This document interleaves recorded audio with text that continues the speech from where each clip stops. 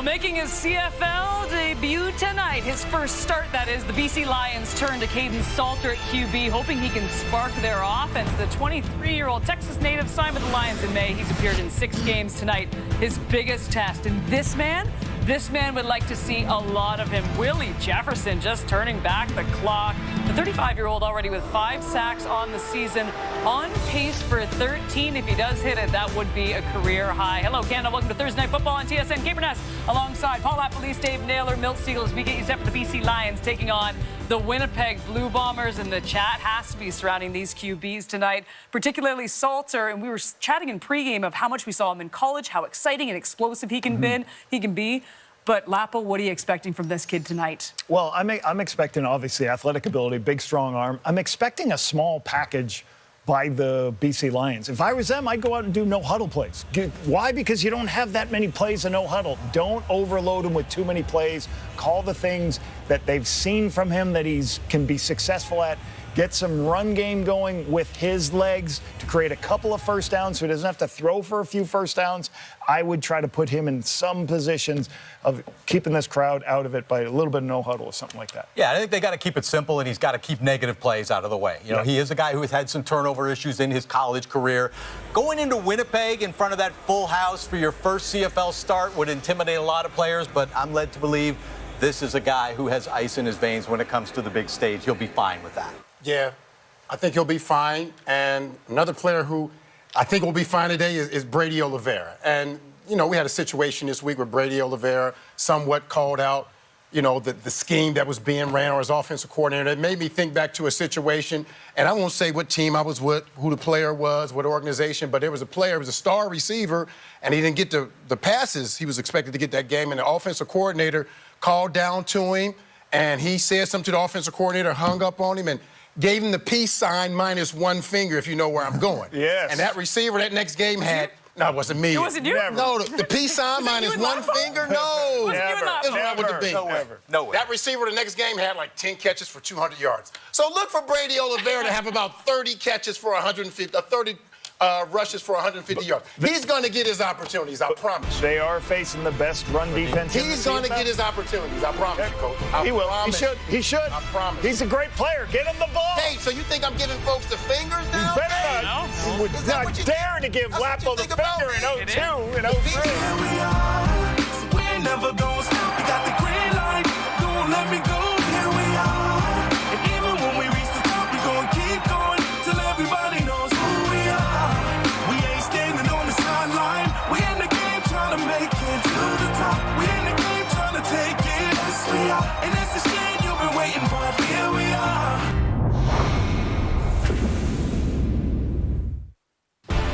Eldrick Peterson of Kamloops, BC. This is your chance to win big. Thanks to Save on Foods' $1 Million Touchdown to win. If the kickoff is returned for touchdown, you could win groceries for a year. If 2 kickoffs are returned for touchdowns, you could win $1 million. Good luck, Eldrick. Let's get you to Winnipeg. It's Farhan Lalji and Dwayne Ford.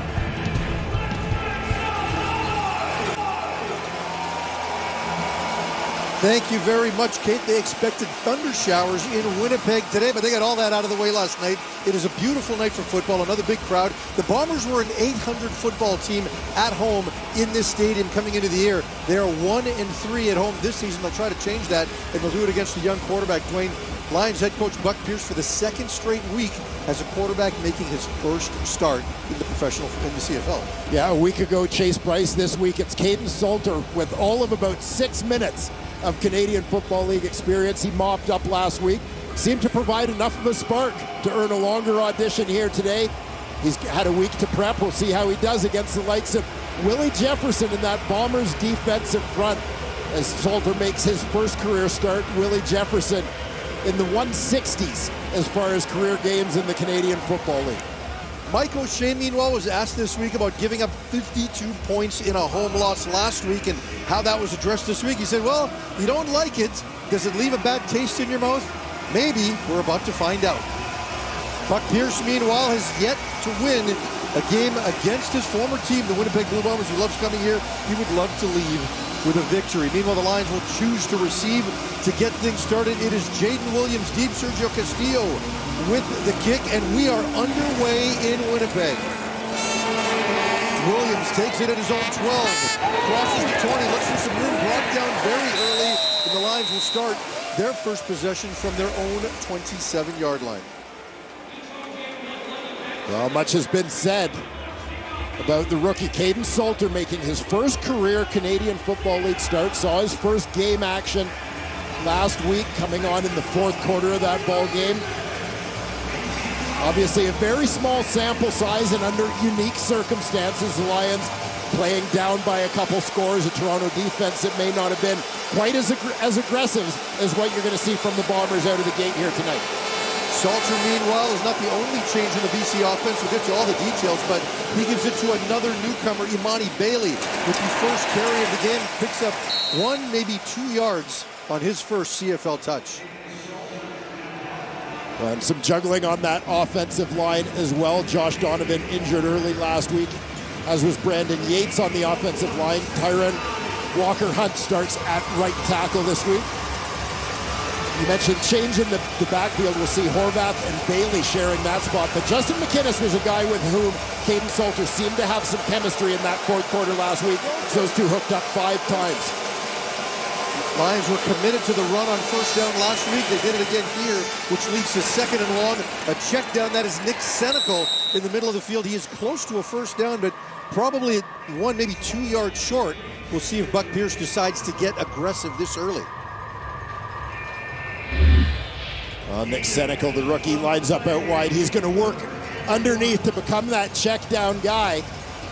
See him with that pre-snap motion, gets a little bit of a clear out in front of him. Tony Jones, the Bomber weak side linebacker, ready to pounce. Stop him short of that first down marker. Lions look like they're going to go for it here. Chase Bryce in at quarterback. We've seen a lot of Xander Horvath. This year's the short yardage quarterback. He's the one that's under center right now with Bryce deep behind him. And Horvath goes to the left side. It looks like he should have enough for the first down as the Lions move the sticks early. Well, taking a look at this Blue Bomber defense, Jake Ceresna, of course, has proven to be the perfect running mate for Willie Jefferson in the early part of this 2026 season. 5 sacks apiece for those two. Michael Griffin, something of a jack of all trades, an underrated performer on this Winnipeg D. And in Major Williams, you'll see one of the CFL's top defensive rookies so far this season. This time to Horvath. Doesn't have a lot of room early, but fights his way for a solid first down gain. Picks up close to 5, which will bring up second and manageable. Well, certainly one of the themes or storylines in this ball game will have to do with this BC offensive line, their ability to run the ball and put their young quarterback, Caden Salter, in the best possible position to be successful. Offensive line lost 2 starters last game.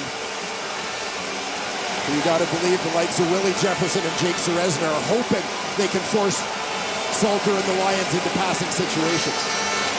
Second down, just 4-man pressure. The completion. That is Kieran Poissant with the reception. Good gain on the play as the Lions cross midfield with their second first down. And not too much duress, obviously, so far for Caden Salter. But operating, it would appear thus far, with a level of confidence and poise from the pocket. We saw a number of those short throws in practice during the week, just working on timing, trying to get comfortable with where those receivers are going to be in those situations, but he looks comfortable early. First and 10 for the Lions. Both running backs in the backfield. Looks like a little bit of confusion there. Salter takes the ball himself, picks up a gain of 6. You saw Bailey and Horvath on the same side there. It looked like maybe Bailey wasn't sure where he was supposed to line up. Yeah, you're getting some different sets and obviously different personnel in the ball game. Again, Bailey on the roster this week in place of James Butler. We're seeing the set with 2 American backs, but good reaction by the young quarterback, knowing where the play is supposed to go, even if he didn't get it where it was supposed to go in terms of who the ball carrier was. He knew the point of attack and turned into a positive play. Again, an extra tight end into the game for the Lions. This time Bailey with the carry, cuts back. Wilson with the nice tackle. Stands him right up at the 45-yard line. That's going to be 2 full yards short of the first down. We saw Buck Pierce get aggressive before. Will he do it again? Instead, he sends out Sean White for what will be by far his longest field goal attempt of the season, his longest attempt thus far, and his longest make have been just 43 yards. This is a 52-yard attempt. Yeah, Sean White, certainly a guy who has been known for his accuracy throughout his career. Not necessarily a guy with a huge leg.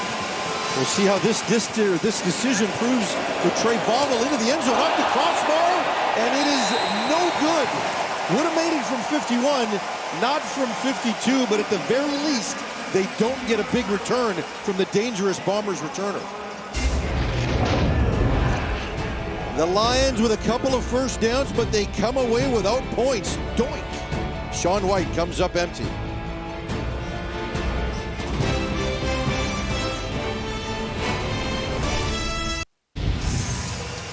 Drew Brown's first start was a very good one. The last two not as good, highlighted by a 4-interception game last week, Wayne. Yeah, certainly a game in which Drew Brown will be happy to have a short week. Here, a chance to try and erase the bad taste left behind by the performance against the Calgary Stampeders in that loss. And as you said, the 4 interceptions. Here we're seeing 2 backup quarterbacks going head-to-head in this football game. Guys at opposite ends of the spectrum in terms of their Canadian Football League resumes to date. Drew Brown 2-1 this season, 1-2 lifetime against the BC Lions. He opens up with a give to Brady Oliveira, who fights his way through that vaunted Lions run defense to pick up 6 yards on first down. And the Bombers perhaps looking to get Brady Oliveira that quick start. They'll be doing it without their right tackle, Jarrell Broxton. Micah Vanterpool makes his first start of the season in place of Broxton. And Oliveira, you heard the panel discuss it in the pregame, a little bit of discussion perhaps about his role, number of touches, etc., particularly down the stretch of the game against Calgary. Quick pitch. This one goes to Tim White. White's got some room. Cuts to his left, across the 40, just outside the 30 before he runs out of bounds. A huge gain right there to put the Bombers in great scoring position. Love the play call and the creativity in the offense, because the BC Lions, they're looking to pack the box with Brady Oliveira in there. A little slow to react, getting to the outside, and the speed of Tim Brown. Heard some nice complementary play there in terms of that run action, getting the receiver involved on the sweep. Basically a shovel pass, an extension of the run game. 32-yard gain for White, gets to the 32-yard line of the Lions. Bombers knocking at the door here. This time the give again to Oliveira. He breaks through the first wave of defenders. Can't get past Jackson Finley, but more than good enough for the first down. Bombers at the 17-yard line of the Lions. Well, Brady being Brady. Right here, good patience. Lets the O-line set up those blocks. They do a solid job getting into the second level. And as is typically the case, positive yardage for Brady Oliveira in that Bomber ground game. He was asked after the last game if he was surprised that the 45-yard touchdown run, the longest of his career, was his last touch of the game, and he said, no comment. This time the handoff to Oliveira again, breaks through another tackle. Another positive gain for Oliveira as he owns this game early. And a quick look at this BC Lions defense. Some changes on that side of the ball. A notable new addition. Lorenzo Malden returning from retirement to join the Lions. Jackson Finley moves from his usual spot at safety. He's going to play the nickel linebacker spot this week. Josh Haggerty, veteran from the University of Saskatchewan, moves in at safety. Malden saw what Sean Lemon did last week with his 2 sacks coming off the couch. He figures he could do the same. Lions showing pressure here. The quick pass to White. Cuts inside, picks up the first block. Working for the end zone, and he's in! Touchdown! We do have flags on the play, but right now the Bombers have a 6-0 lead. Lions are pointing the other way. They think there's an illegal block near the goal line. This could be coming back. Let's see what Ben Major has to say.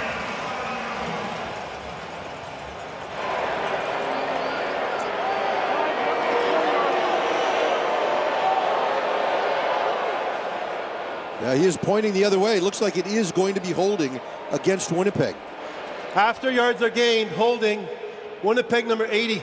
We'll go back 10 yards, but it's a first down for Winnipeg.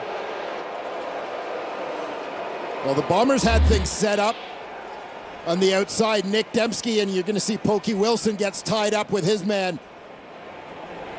CJ Colden on the outside and just held on a little too long, getting the hands around the back. It's going to be first down at the 16-yard line. 16-yard line. Lions get a reprieve for now, but Brady Oliveira and that quick passing game of Winnipeg certainly in rhythm right now. Yeah, good start for Drew Brown and obviously for Brady Oliveira as well.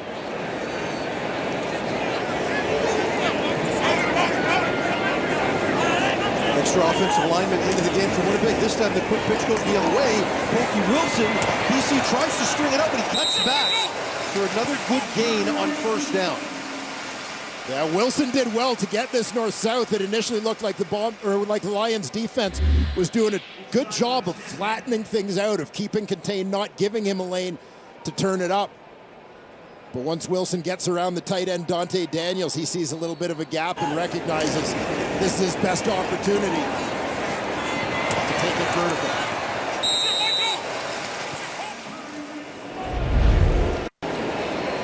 Second and 4 coming up here for Winnipeg. Lions showing some pressure. This time the give inside to Oliveira. He does not get the first down. Comes up a couple of yards short. Let's see what Mike O'Shea does here. The Lions' run defense has been outstanding this season. They've had success against some of the top backs in the league in terms of Justin Rankin, guys like Dedrick Mills. Here, Brady Oliveira's had some success, but he gets stopped there, and it looks like Winnipeg is going to kick the field goal. Yeah, big stop to prevent the Winnipeg major there. Castillo with a relative chip shot here. Kick from 16 yards is up and good, and the Winnipeg Blue Bombers draw first blood, leading 3-0. Great opening drive at home as the Bombers look to bounce back. Castillo loving the kick.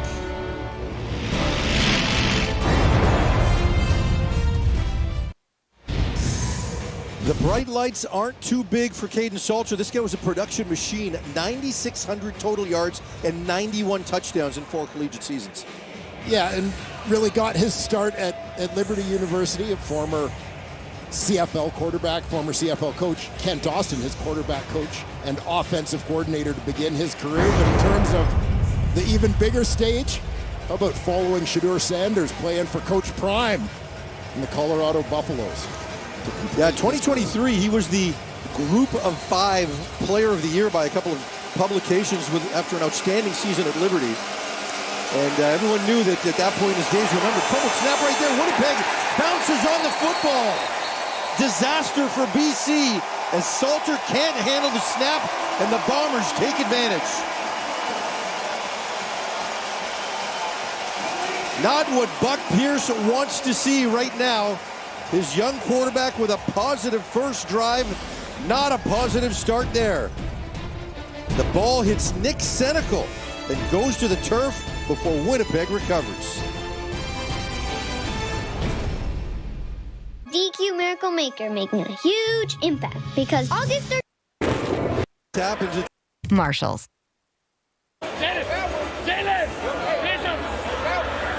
Dwayne, when a play like this happens, it's easy to blame the receiver that the ball hit, but is this on the quarterback for mistiming the snap count? Yeah, and I know your feeling, we talked about this a little bit during the break, is that the quarterback's got to adjust his timing, knowing that his receiver hasn't cleared him. For me, yeah, I do tend to put it on the receiver a little bit, but in fairness to everybody involved, 3 slightly different cadences in the last 3 games for Nick Senecal and the rest of the offense. The timing was a little off.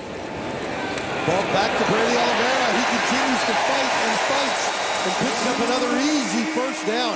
I think the message has been received loud and clear to the offensive staff. Get 20 the ball. Yeah, and getting him the ball early so important. I think an opportunity here. You know, we talk all the time about complementary football and how sort of the situation of one unit affects what you're doing with the other two units. And I think for Winnipeg, running the football, trying to keep BC's defense on the field for longer drives at a time when they're playing with a young quarterback, that BC may not have those sustained drives, great strategy. Drew Brown pulls it this time. Daniels with the reception. Close to another first down, possibly just short. Good pickup of 9 with the Lions defense getting all its attention at number 20. Yeah, well set up. They go to the rookie. Dante Daniels, second-round pick out of North Carolina State. You know, and this is a little thing, but I like the decision here from Dante Daniels. We saw him in a game a few weeks back here in Winnipeg where he tried to hurdle a defender and ended up losing the football, fumbled the ball. I think there's a conscious decision there, a learning moment. Just protect the football, drop your shoulder. Bryce Perkins into the game, running short yards, good enough for the first down. If he crosses the 10-yard line. Some extracurriculars after the play, but the play was blown dead.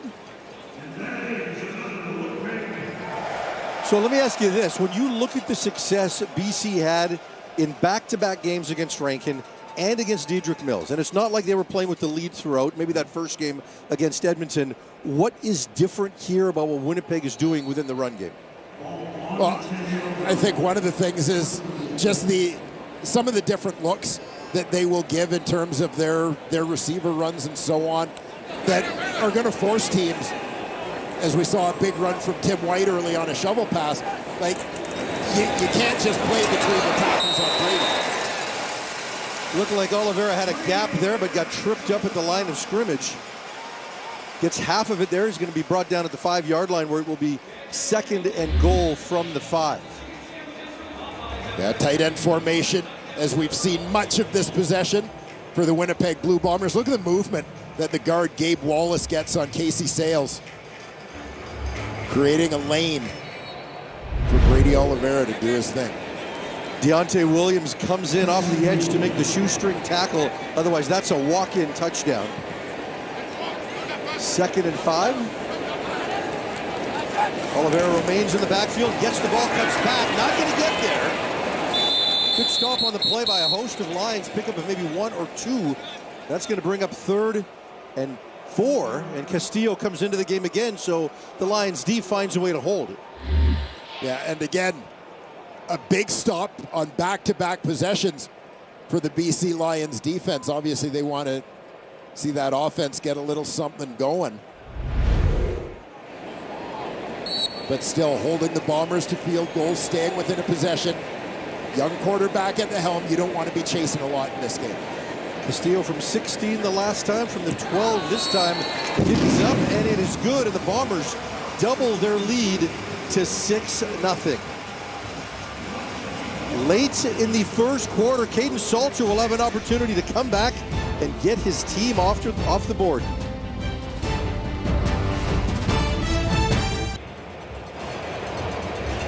Dwayne, you mentioned the connection that Salter has to his former coach in Ken Austin. He's got another connection, this one in the family. With more on that story, here's Danielle Bain. That's right, Farhan. In the week leading up to Salter's first CFL start, he had some pretty cool advice come his way from a former Lions legend who he just found out also happens to be his cousin. One day in the Lions facility, he heard one of his coaches say the name Casey Printers. The second he heard that name, he thought to himself, wait a minute, that name sounds familiar. Is that my cousin? He texted his dad, who confirmed it right away. Salter had to laugh at himself because after he made the connection, he started to pick up on the fact that there were countless pictures of Printers around the facility that he never noticed before. Over the last week, Printers has reached out a few times with words of wisdom, encouragement, and unlimited stories from his time in the CFL, guys. And that one season he had where he was named MOP, what a season it was. Just an instant impact. Well, remarkable, and a little bit like Caden Salter, kind of thrown to the wolves. It's an early season injury to Dave Dickinson. The quick fake to Horvath. This time the deep ball to Keon Hatcher. Hatcher can't track it, and it falls incomplete. Looked like he had him for a moment, but they couldn't connect. Yeah, just needed a late adjustment to the trajectory of the ball there from Keon Hatcher. So you see him narrowing down his split. Takes that inside release and then bending it back out. He's expecting, looks like, a little bit more of a corner where Salter led him upfield. He was just not quite able to redirect to get to that one. And that's the type of chemistry you just can't get in one full day of practice on a Tuesday in Surrey. 2nd and 10, Bombers bring 4. The quick throw inside, and it is almost intercepted, but no, it falls incomplete. And Salter was looking for Hatcher again, but he tried to find him between 2 defenders, and he's fortunate to come away without a second turnover here. Yeah, Salter with a lot of confidence in his arm, particularly his velocity, ability to zip it in there. Hatcher got his hands on it. Yeah, would have been a bit of a circus catch as he had to contort his upper body to try and get that one. But you can just see how quickly the ball gets to the target. Yes. Because this young man has a live arm. Carl Meyer on to attempt the punt. Not an attempt, it's just a punt.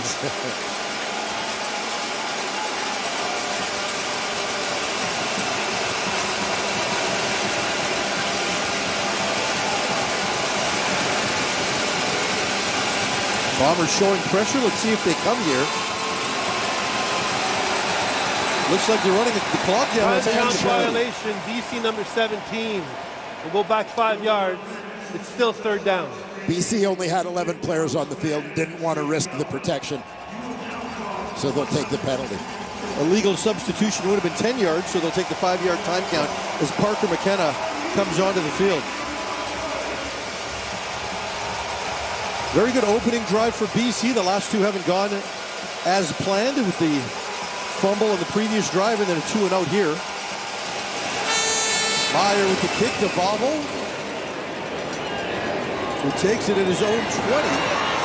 Good coverage. Let's see if they can bring him down. And they do a short return on the play here, maybe 5 or 6 yards, as Winnipeg will take over at their own 25-yard line. We got ourselves a ball game, just 6-0 after the first quarter of play. We'll be back with the second quarter from Princess Auto Stadium when we return.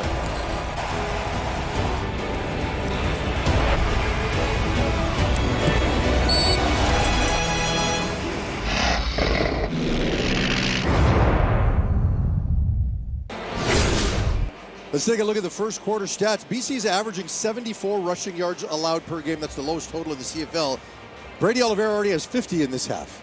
Yeah, a great start certainly for the Bombers offensively. And again, in terms of kind of being who they want to be, with Brady Oliveira being involved, playing physical football up front. How much of that is the fact that Caden Salter is on the other side? As a team, Winnipeg's got to believe that BC may not put up a ton of points. So let's not make mistakes and keep the game in control because they're not going to explode on us. Yeah, I think that's certainly a consideration for both of these teams, is the fact that the BC Lions have a rookie quarterback making his first start in the CFL. From a Winnipeg point of view, I think if there's probably a feeling that it will be tougher for BC to sustain drives and have a long time of possession. They want to try and keep BC's defense out on the field as much as they can and wear them out with the run. Oliveira again, another good gain, just like he was on his first drive. On his second drive, here we go again, 7 yards on the first carry of this possession for Winnipeg, bringing up 2nd and 3. And if you're Drew Brown, that's just where you like it. 2nd and 4, let's call it. Yeah, and as we take a look at the latest pickup for Brady Oliveira, one thing I will say from a BC point of view with Salter is, yeah, I think head coach Buck Pierce is showing a lot of confidence in his rookie quarterback, from winning the toss and taking the ball right away to going for it on a 3rd down in their first possession and even attempting the long field goal. Oliveira again, this time brought down pretty quick. Lions snuff out this drive in a hurry as it looks like Winnipeg will go 2-and-out. Well, BC's offense, or defense rather, continues to hold strong. We've seen them on a couple of good offensive drives for Winnipeg, kind of stiffen up and limit them to field goals so far, but here, a very valuable 2-and-out. Jaden Williams back to receive Jamison Sheehan's kick. Kick works its way to the right sideline, and he takes it at his own 19-yard line, looking for the wide side of the field. Nothing there, cuts back. Nothing there either. Not much, maybe a yard at best on the return as BC will take over at their own 20-yard line. The CFL on TSN is brought to you in part by The Score Bet, an official gaming partner of the CFL. Lions start this position from their own 20, and this has been a theme for the Lions, the worst average starting field position in the league this season. Normally they start at their own 33-yard line, and they are well back of that now for the young quarterback to try to navigate. First and 10 at BC's 20. The fake to Horvath. The deep ball, Salter looking for Hatcher again, and he overshoots him. Hatcher can't get over top of Jonathan Moxey, and that brings up 2nd and 10. Yeah, and whether you want to see the trajectory on that change or the ball maybe thrown a little bit later, tough to say, but obviously a big overshoot in a situation where Salter had good protection and had time. Maybe predetermined a little bit on where he wanted to go with that football when you look at the positioning of Jonathan Moxey as well. But you mentioned that Buck Pierce is confident in his ability to throw. I don't think he's going to prevent him from wanting to be aggressive and throw deep. 2nd and 10. Looks like there's pressure. Salter's going to take off. He's got the first down and slides across the 35-yard line. Pickup of 16. And now we saw his arm on the previous play. We get to see his legs right here. Yeah, maybe channeling his cousin Casey Printers with that scrambling ability. But look at the decisiveness here. As soon as the pocket breaks down, he's not looking to throw once he gets on the move. He just realizes there's a gap. I'm going to take what I can get a fresh set of downs. And that was so evident last week with the Lions' offensive line situation. 2 more changes in this game. They need a quarterback to be elusive and do some of those things, like slow down a pass rush. This time they give to Horvath, who cuts back. Good gain for Horvath on first down, maybe 6 yards, looking a little like Brady Oliveira on that rush. Good hard run from Horvath after the run from the very elusive Caden Salter, over 2,400 rushing yards in his college career. And while Buck Pierce was sort of non-committal about it, yeah, I think it's more than fair to speculate that playing against this Winnipeg defense, and particularly when you talk about guys like Willie Jefferson, Jake Ceresna up front, a quarterback who's going to be under pressure, then you got to think the mobility of Caden Salter is a consideration. The give again to Horvath, gets across the 45, close to first down yardage. Looks like he's going to come up a little bit short. You know, I asked Buck Pierce about this with Salter because he spent time here working with Chris Streveler. And I said, are there some parallels there you can draw with a mobile quarterback? And he wasn't quite sure because with Streveler, there's going to be a lot more designed run. He's going to play the game like a running back, whereas a guy like Caden Salter is going to drop back to pass, and then he's just going to try to take off and create as it comes available. Yeah, more of the off-script stuff versus the package that you would put together for a Streveler. About a half yard short for the Lions. Horvath under center with Chase Bryce deep in the backfield.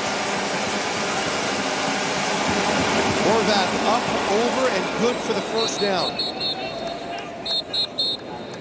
You know, just going back a couple minutes, Farhan, you made the point about the fact that the Lions have the worst average offensive starting position in the league, and this is where I was a little surprised on the opening drive when the Lions attempted the long field goal, because you often think in terms of playing with a young quarterback, you often think in terms of playing for field position, not putting him in bad starting positions.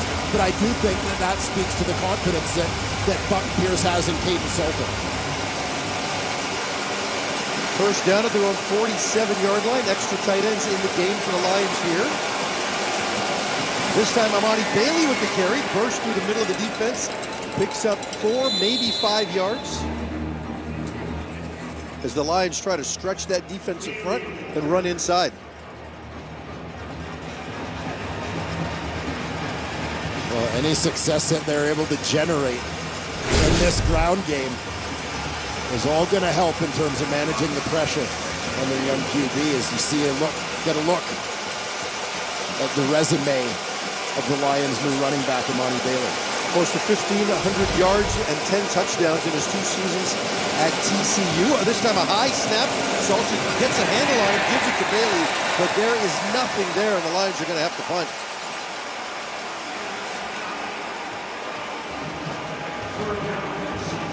And that defense stiffens Winnipeg's first-round pick in this year's draft.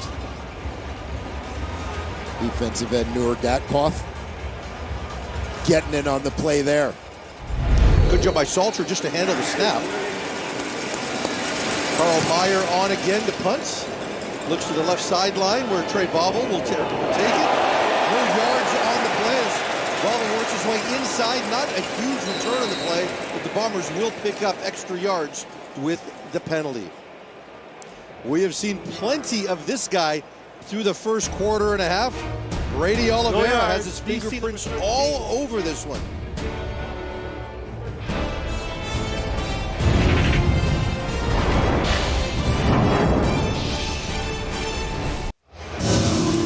Time now for the Fisher Investments Canada stat of the game, and look no further than the guy who was owning this game, Brady Oliveira. 128 yards rushing last week to move past John Cornish. 23 100-yard games, second most by a Canadian running back. Yeah, needless to say, a pretty impressive run for Brady Oliveira, and well on his way to number 24 here tonight. He's able to maintain his early pace. 50 yards through the first quarter. The Lions have managed to find a solution the last couple of drives. Let's see what this one looks like. Oliveira comes back into the backfield here. Looks like he's going to release on a pass. The quick throw to Pokey Wilson. He is brought down by Jackson Finley and Josh Haggerty to pick up maybe 2 yards on the play. Yeah, good pursuit to the football there from the BC Lions defense. You don't want to give a speed guy like Ontario Wilson any kind of space to get going. Get to the football, get good leverage, wrap him up. Gain of 3 brings up 2nd and 7. Bombers were 2-out in their last drive after having some consistent possessions early on.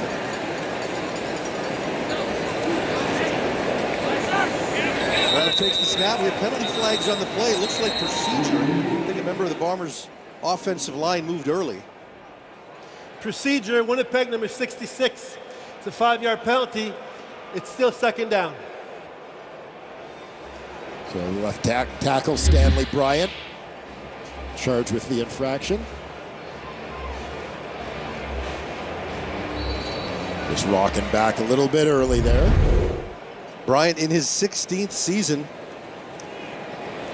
Hasn't taken many of those, I would think, during that stretch. The gold standard of offensive linemen in the Canadian Football League. Still manages to have a lot of success at the age of 37. This time it's long yardage to go and a draw play to Oliveira.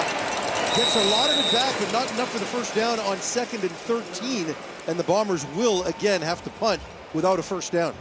Yeah, and I am a believer sometimes with the draw play on 3rd down. It's a bonus if you pick up the first down, but it's often just one of those reminders for the defense. Keep them honest that you may still run in that situation. Try and slow down that pass rush a little bit. Well, and if you're Mike O'Shea, BC hasn't scored yet. Yeah. Right? They haven't proven that explosive ability. You can play percentages, you can be conservative, and then stay in control. Williams takes it at his own 33, can't get past the first man down the field. Might have taken a late hit there. There is a penalty flag on the play. When we come back, we will sort it all out as the Lions take over, down 6 here at Princess Auto Stadium. Got Winnipeg number 7. We're piling on. No surprise when BC plays Winnipeg that this is the night they choose to honor one of the greatest linebackers ever to play in the Canadian Football League in Adam Bighill. Yeah, certainly a future Canadian Football Hall of Famer, Adam Bighill. There you see the Grey Cup rings. Recognized not just as a great player, but a terrific leader as well. See the numbers on his tremendous career. Great to see Biggie honored here in Winnipeg. Guy who got his start with the BC Lions. And you saw his young son there, AJ Adams Jr., who's turning into quite the little football player with Dad getting the coach, he's enjoying that a lot. Xander Horvath with the carry, tries to break the first tackle, still manages to plow his way forward for a pickup of 6. Pickup of 4, I should say. In case you needed a reminder of the impact of Adam Bighill. Of course, arriving here in Winnipeg as a free agent after a stint in the National Football League. Had an immediate impact both on and off the field on this Winnipeg franchise. And same with the Lions. I mean, Mike Benavides is the guy that saw him that first camp as a defensive coordinator with the Lions under Wally Buono and knew the guy was going to make an impact. Caden Salter this time takes off on 2nd and 6. Picks up about 4, but that's going to bring up a 3rd and 2. Looks like the Lions are going to punt there. But when you look at Adam Bighill at 5'9", I remember his first game playing defensive end. We'll get back to that in a minute, but let's take a look at Salter here. Yeah, he's got Willie Jefferson moving around to rush against different people. That time lined up on the nose. Quickly making his way into the secondary, flushing Salter out of there. And you could tell he was looking to throw deep, but wisely decided nothing was there. He was just going to tuck it and run. Carl Meyer with the punt. Isn't going to let Vauvel touch that one. When we come back, Bombers will have the ball, but this guy has already made his impact felt in this game. Willie Jefferson having a renaissance campaign.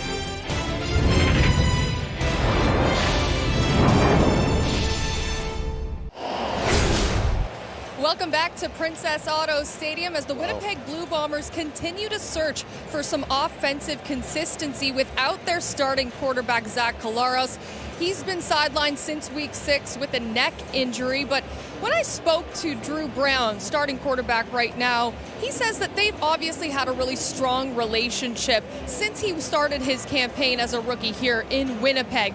And when it comes to what Collaros does that's so well in supporting his fellow quarterbacks, he said that he always knows what to say, especially after last week's loss. He said the first thing that he said was, listen, I played in that exact game. You're handling it better than I have back in the day. Brown described it by saying the words spoken by Collaros are written in red for him. That's how much his weight and opinions and experiences hold. He says obviously Collaros is most valuable when he's playing, but what he brings off the field, you can't put a price on that value, guys. And Collaros on the 6-game injured list has now missed 3 games. This is game 4. I don't know that they're going to take him to 6. A lot depends on what happens tonight. They've got a bye coming up, but I think he's close to a return. Yeah, which, regardless of how Drew Brown does, just as fans of the Canadian Football League, I think we're all happy to hear that Zach is on the recovery trail. No gain on that play for Oliveira. This time, Brown looks and finds Gavin Cobb with the reception. Not going to be good enough for the first down, and the Bombers will again, for the 3rd straight possession, go 2 and out. Yeah, BC Lions defense locking in a little bit, stringing together a series of stops and helping themselves in that field position battle as well. They have an opportunity here to potentially get a start inside Bomber territory.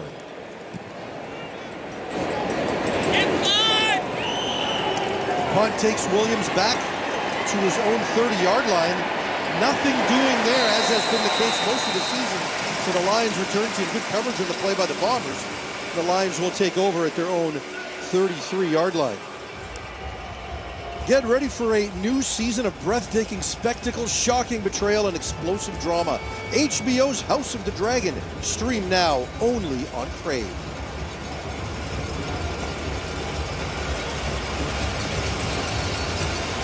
Right now, if you're taking the under 54 points, you probably feel pretty good.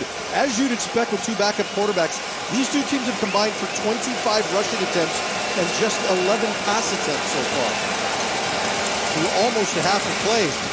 That is rush number 26 in this game. Xander Horvath with the carry. Picks up maybe a couple.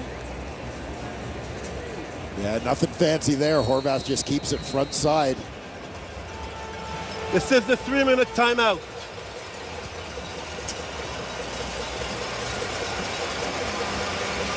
That's the 3-minute warning. 6 points through 27 minutes of play, but we still have a close game. Lots to be decided here. Coming up at the half, it's a big one. We still don't have a topic, but we'll get there. Oh, Dave, were you doing stats sitting down? I'm doing some math. Okay. Been pretty exciting. But we have straight fire. Straight fire! There we go. There you go. We have something. We have something. Straight fire. Yeah, we have straight fire. Yeah, I like that.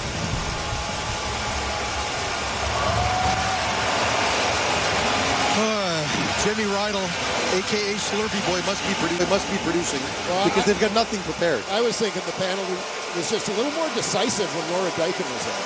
No, that's Just fair. saying. That's fair. Kate is far too entertaining. I've been in those shoes. When Kate gets talking, you are fully captivated. Salter, meanwhile, looks to escape, takes off, should have the first down, and slides across the 45-yard line. Salter with just 5 pass attempts. He's 2 of 5 so far in this game. 26 yards rushing. He'll add to that total with that run right there, but not trying to do too much yet. No, and that's the mindset with which he has to come into this game. Lions going tempo here. This time the pass to Keon Hatcher deep over the middle. Nothing there. No flags either. That one looked close. Let's see if Buck Pierce wants to have another look.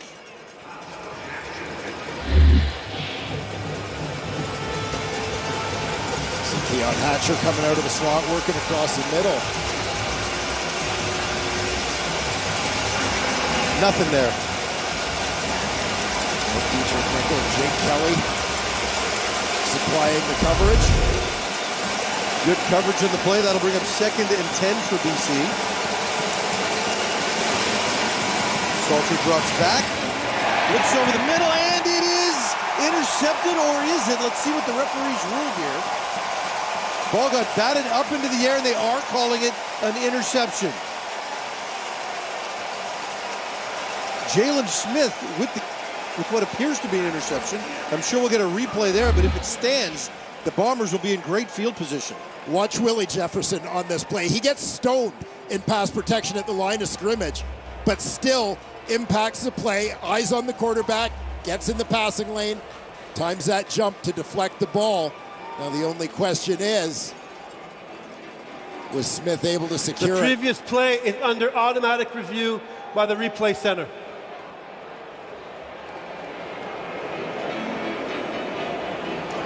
I don't think so. I think he trapped that. Yeah, I think the tip of that one hit the ground in between his arms. Back to Willie Jefferson, though. That is pass deflection or knockdown number 99. One more to 100, second all time. You'd think those records would belong to defensive backs. They do, but there's a big defensive lineman in second. I was going to say it belongs to a defensive back in Eddie Davis for now. But Willie's certainly hoping to change that in the not too distant future. And when you look at Jefferson's season, a year ago the numbers would suggest that he was slowing down. Not this year. Yeah, I think they found him just the right deputy to play that role to Willie's sheriff on that defensive line in Jake Ceresna.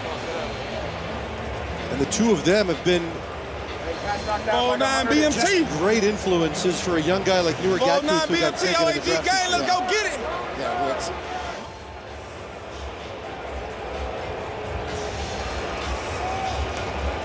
After automatic review by the replay center, the result of the play is overturned. It's an incomplete pass. It's going to be 3rd down for BC at the 48-yard line.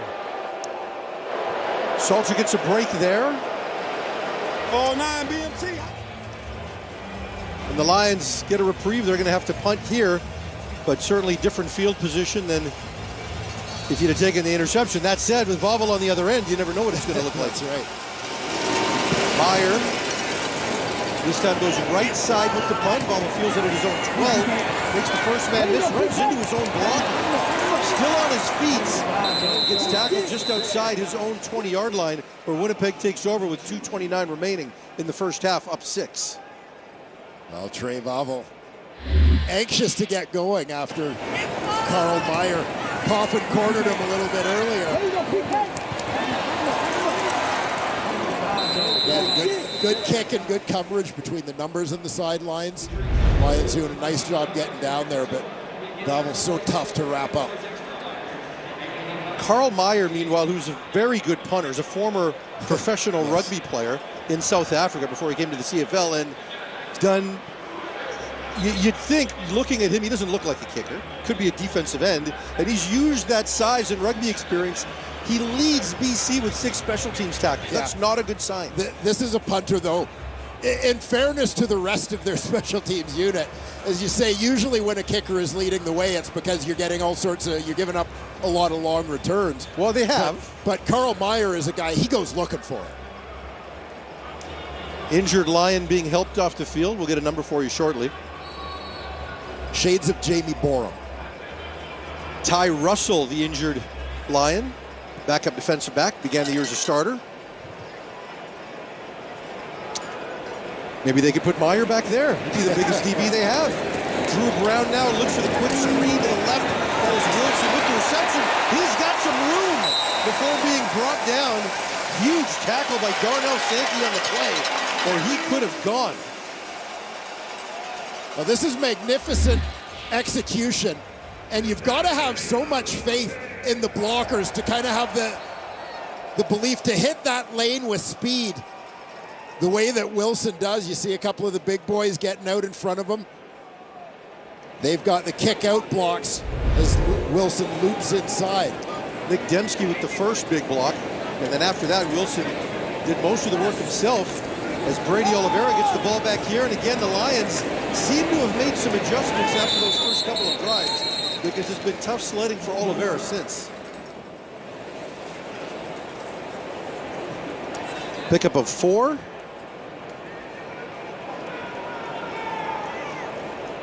As you say, the Lions tightening up a little bit. Darnell Sankey from his middle linebacker spot leading the way, joined by another of the CFL's top defensive rookies, a guy we'll be keeping an eye on here in Parker McKenna. Lions showing blitz here on 2nd and 6. The quick throw goes over the head of Nick Dembski and falls incomplete, and Winnipeg will have to punt. Lions defense doing its part. Well, you mentioned earlier, Farhan, their success against some of the Canadian Football League's top rushers through the first half of this season. Looked like Brady Oliveira was trying to write a different story, but Mike Benavides and his group locking it down here in the second quarter. End over end punt by Sheehan. Williams takes it at his 20. Has some room this time. Able to make a few miss and gets it out across the 45-yard line before being brought down. Best punt return of the season for Jaden Williams.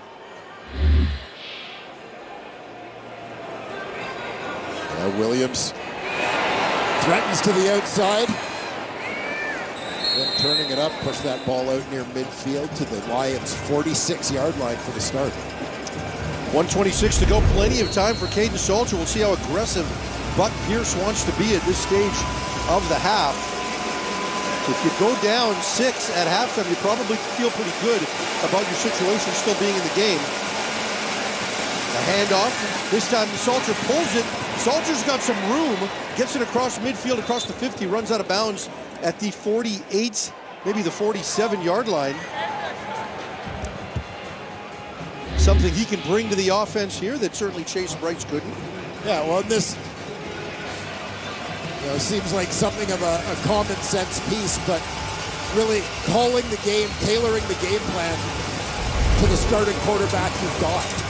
With Caden Salter, that speed, that running ability adds another dimension you certainly want to take advantage of. Lions first and 10. Amani Bailey with the carry, cuts back. Bailey with some room. Nice little burst to pick up close to 9 yards. Lions on the move. Great run here from Bailey, showing a couple of pretty good shakes in a small area. Did a nice job setting up the block of Anu Una in front of him. Fake outside before cutting back to his right. Michael Griffin with the tackle coming off the edge. Otherwise, Bailey would have had a lot of room here. Instead, Salter stays in the game on 2nd and a long yard. This time the handoff to Bailey again. He finds some room, gets the first down. He's still going across the 30. Brought down by Williams at the 29-yard line. Well, this the Bombers' run game slows down a little bit, the Lions' run game seems to be finding its way with the newcomer, Imani Bailey. We saw him with some great moves inside earlier here. He's going to bounce to the perimeter. Lions coaching staff and front office very excited about Bailey and just the speed that he can potentially bring to that offense. He'll also be involved in the return game at some point. Salter, meanwhile, on 1st and 10, throws it to Poisson. The ball's a little high. Poisson comes down with it, picks up 5 on the play. Good focus here from Kieran Poisson, as he knows the Bomber tacklers are approaching, as he's got to kind of turn his back and leave his feet to go get this ball. Bombers showing blitz, they bring 5. Salter keeps it and goes, breaks the first tackle. He's still going inside the 10-yard line with 20 seconds to go, and the BC Lions are knocking on the door of potentially taking a lead going into the half. But we acknowledged earlier, Salter, a different kind of runner than Chris Strebler, but he flashed a little bit of fullback on that one. This time the ball knocked down at the line of scrimmage. Looks like Jalen Smith with the pass deflected there. Salter looking for the quick slant. That'll bring up 2nd down. Plenty of time here in a goal-to-go situation with 14 seconds to go. You know they want to finish this up with a touchdown, and how much confidence that would bring to the underdogs going into halftime. Clock management critical here for the young quarterback to make sure they don't let an opportunity slip away. 4 of Salter's 6 rushes have gone for over 10 yards. I'm sure the Bombers will be keeping an eye on him here. This time he takes off, the pump fakes, still got it at the 1, at the goal line. Is he in? Touchdown, BC! Caden Salter fights for extra yards, breaks tackles, and scores. I'm sure this is going to get reviewed, but an outstanding drive for the young Lions quarterback. Yeah, and this is one that'll build his confidence and certainly have Winnipeg defensive coordinator Jordan Younger talking to his guys the about previous containing play this is kid on the under run. automatic review by the replay center.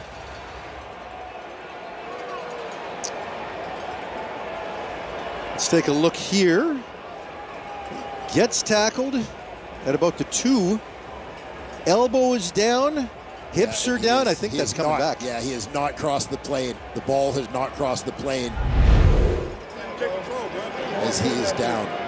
So with 5 seconds to go, it's going to be 3rd down at the 1, assuming the replay center sees it the same way. What do you do here for the Lions? Go for the touchdown 100%. Absolutely. And I think they're going to. Chase Bryce coming into the game with Horvath already there. So I think they've decided they're going for it here. And there you see, again, clearly the ball not quite to the goal line. And Salter goes down.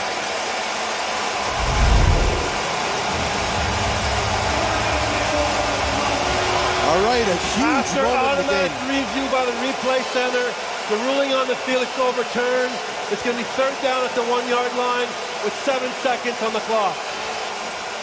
Just a huge moment in this game for both teams.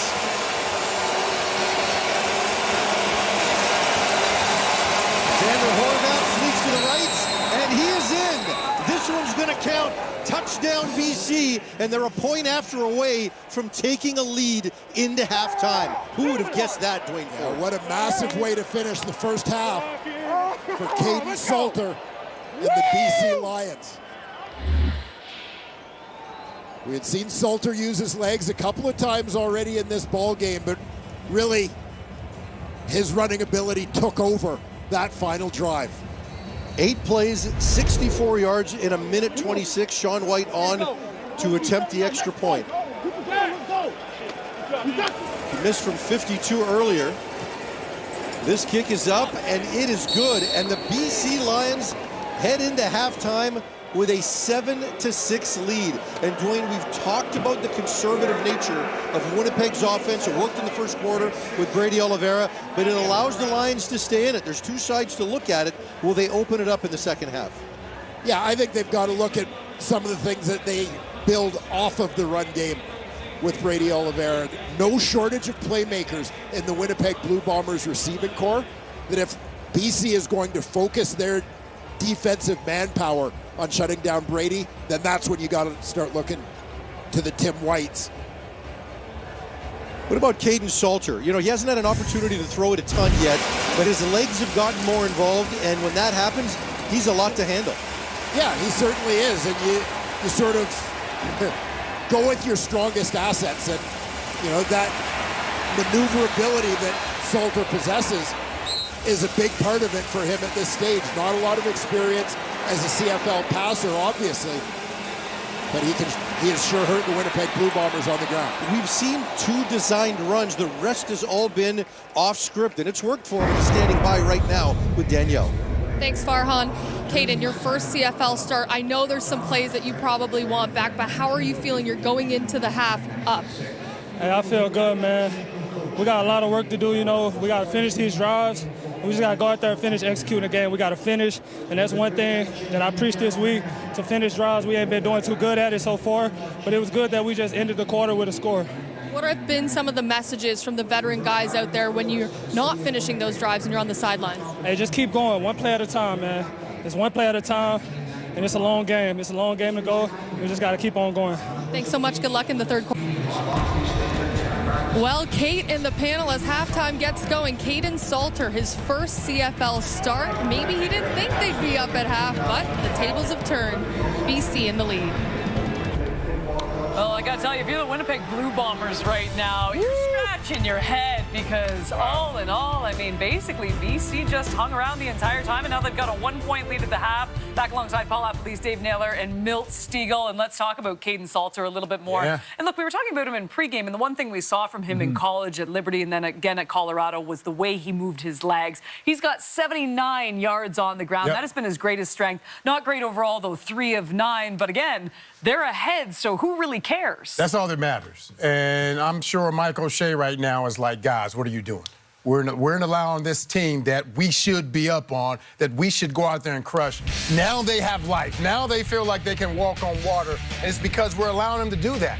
And you're going to use what you got. That's what you got to do. When what you want to do is not working, go back to what you know it works. And that's using your legs. That's exactly what Salt of the Earth has done so far. So good for these BC Lions coming out. They weathered the storm. You know, Winnipeg was really driving on them early, got themselves in a position to score, but they kept Winnipeg out of the end zone, only allowed them to score 6 points.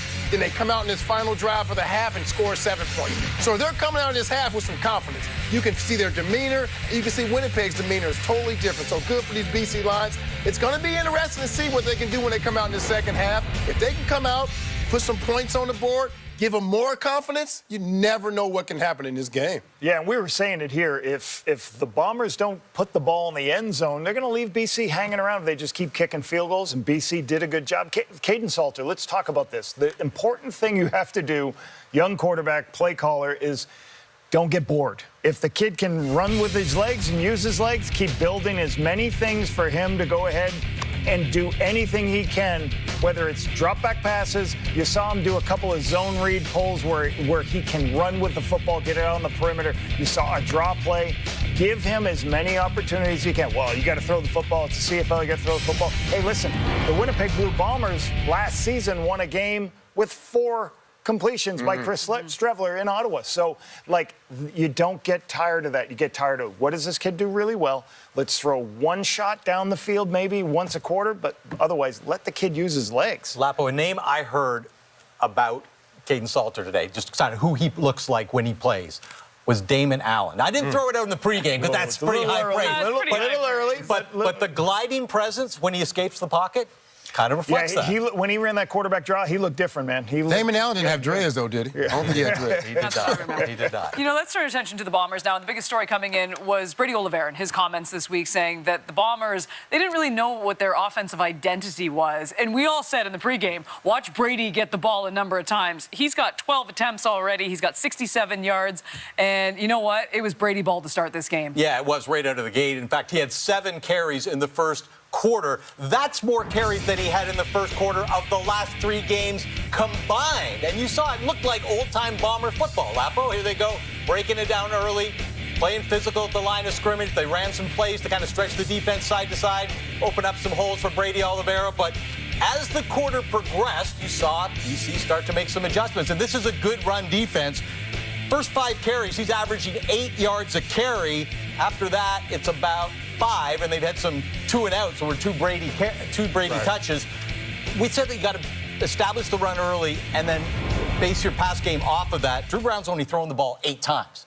And, Brady Oliveira is going to be held up like he was in the second quarter. They're going to need a better performance from their quarterback. Here's what I'll say. Brady getting the ball. Everybody wants Brady to get the ball on first down. Well, the BC Lions know he's getting the ball on first down. Yeah. And you're kicking field goals. You have to also keep him off balance, throw an explosive, get a shot play downfield, because I know we're trying to take care of our best player. You have to protect our best player by doing other things so it's not Brady run. Let's make sure this second half is more exciting than that first half. Yeah. I like the last drive of the game was good. We were joking at the 3-minute warning, but at least it picked up some drama. Exactly. That's pretty good. You know what? The CFL, it always picks up in the second half. So coming up after the break, by the way, it is Straight Fire!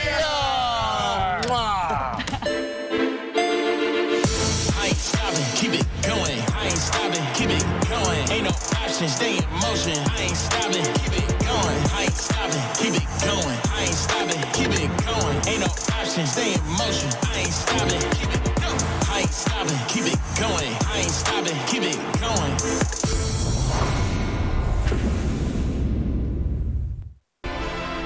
Week 9 continues with Little Friday Night Football. The Montreal Alouettes in Ottawa to visit the Red Blacks. You can see that 7 Eastern, 4 Pacific. And that's a double dip on Saturday. The Stampeders taking on the Tiger Cats. And how is this for a rematch? What a game it was last week. The Rough Riders taking on the Edmonton Elks. The panel will be on location as well. You know what, Commonwealth? We want that place packed. We're expecting over 30,000 fans. If you're in Edmonton, come watch this football game. All right, you know what? You love it. It's a segment we like to call Straight Fire! Kick us off, Dave Naylor. Last play of the game in the Ontario U12A title game. Zach Utero to Holden Stewart for the fingertip catch. It's a walk-off for North Bay to win the title. That is Straight Fire! Camera works exceptional. Oh, did they celebrate? Celebrating. Look at that. Excellent. All right, the NFL Flag Football Championships. Team Canada, receiver Isaiah Smith. Watch this catch. I can't believe he made the catch. One-handed grab as they beat Mexico to win the U15 international title. Somebody get me that kid's phone number. I'm going to be talking to him in a couple of days. That was Straight Fire! You always do the flag football highlights. Yeah. CGFL football, VA Riders receiver Morgan McCubbin with an incredible catch. Watch how he contorts his body and makes the beautiful one-hand catch for the touchdown, baby. And he gets up and celebrates. You know why? Because he knew he was going to be on what? Straight Fire! How about some U12 football in Ontario? Oakville receiver Bray Beveridge with a catch between 2 defenders, and he is gone. One of 3 TDs on the day and an Oakville comeback victory. Woo, he's got a little speed to him, and that's what we like to call Straight Fire. And don't forget, if you've got your highlights at home, we love reading them. It's straightfire@bellmedia.ca. I don't feel like we do enough of it right now, by the way. We love reading your highlights. Send them in. Lapo needs some players from Team Canada, so just send them in. You never know. Meanwhile, Cal Murphy being honored here at Princess Auto Stadium. Wade Miller and Company unveiling the banner. Looks fantastic. Bombers currently down by 1.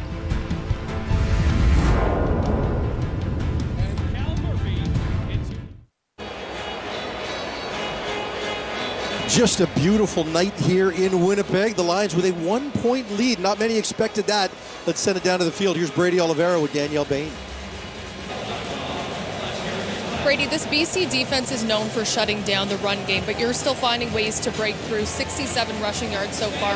What's working well for you right now? We got a great offensive line. That's all because of those boys up front. Also our receivers that are, work all throughout the week, coming in the box, getting out their DNs, going to the back, whatever we ask them to do. It's a team effort. You talk about that O-line, Micah Vanterpool getting his first start this season. What impresses you about his willingness to come in and be ready for the moment?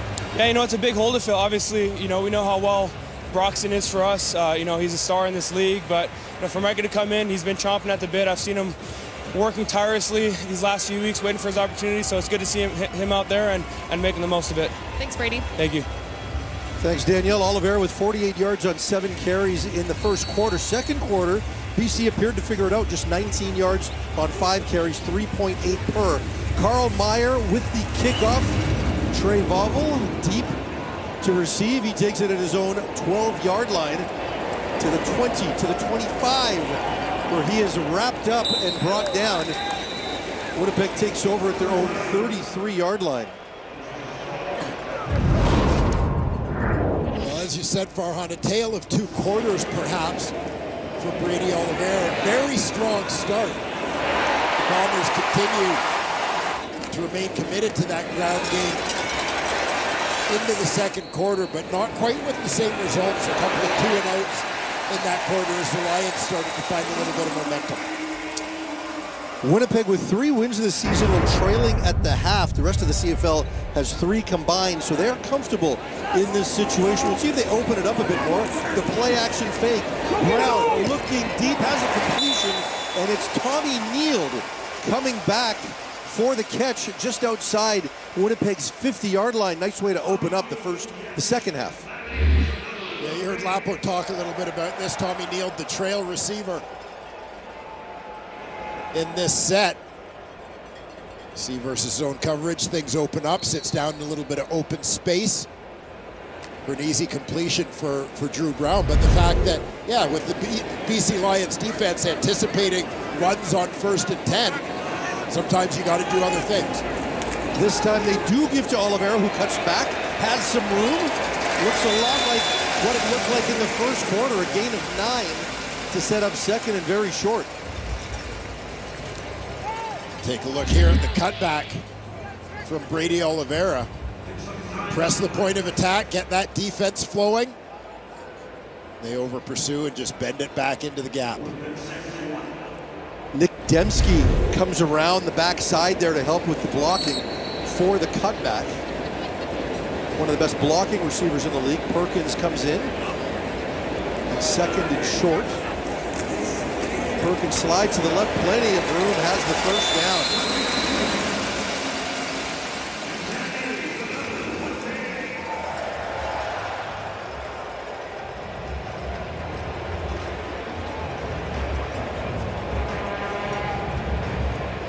More Brady, more success for Winnipeg.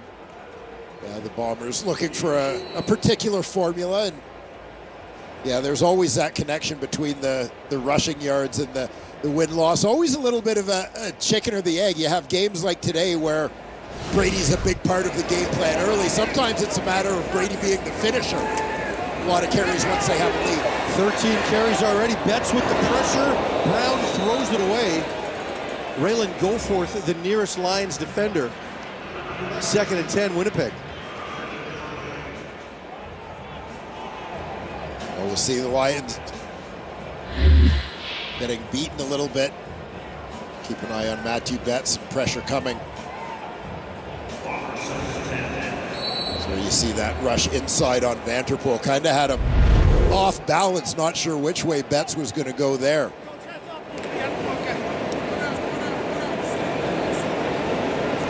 Second and 10, obvious passing situation here for Winnipeg. Lions showing pressure. They bring one extra. The completion. It's Kevin Clercius with the catch. Good enough for a first down.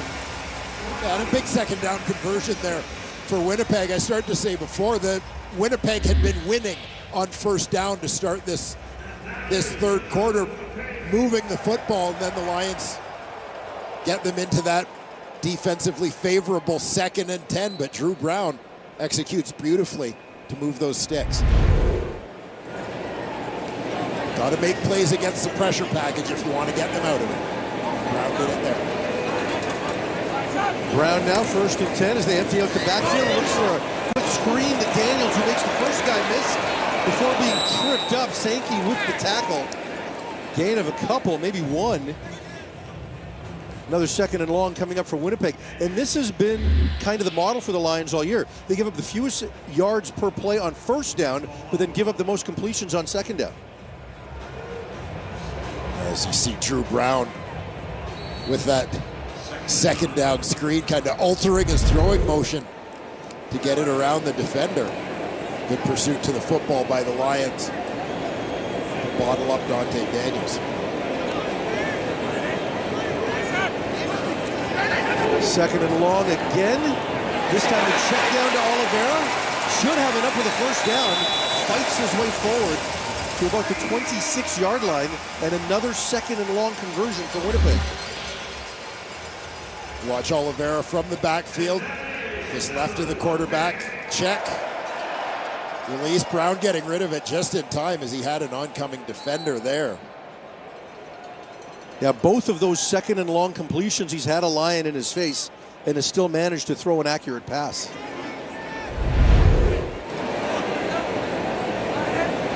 Bombers in good shape here. First and 10 to the 26. Tim White with the quick reception. Lions are all there right away. Another very short gain, maybe a couple. That'll bring up 2nd and 8. Winnipeg's converted the last 2 second and longs. Let's see what happens here. Yeah, it's not a way you want to live, offensively relying on those second and long conversions, but success on the last 2. Just trying to keep this drive alive. BC was able to get off the field a couple of times early, holding the Bombers to a couple of chip shot Sergio Castillo field goals. BC showing pressure. They bring 6. That ball deflected at the line of scrimmage. Looks like Parker McKenna may have got his hands on it, and that'll force another field goal here for Winnipeg. Well, mentioned Parker McKenna's name earlier. There's number 42, the rookie weak side linebacker. Guy having a quick impact, 16 tackles in his last 3 games, had his first CFL sack last week. Earning some comparisons to a guy honored here earlier tonight. Yeah, Adam Bighill. The kick is up, the kick is good, and the Bombers are back in front by 2. Small school product, eventually had a big senior season and has carried that into his 4th CFL start.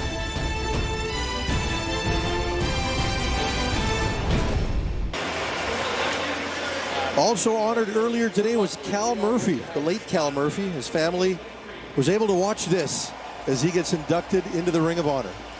Yeah, very well deserved, long time coach and general manager of the Winnipeg Blue Bombers, a legend. Had the honor of playing for him for a year in 1993, and I can tell you Cal had a reputation for being very gruff, but I can tell you that the kindness and patience with which he treated me would help my career a great deal.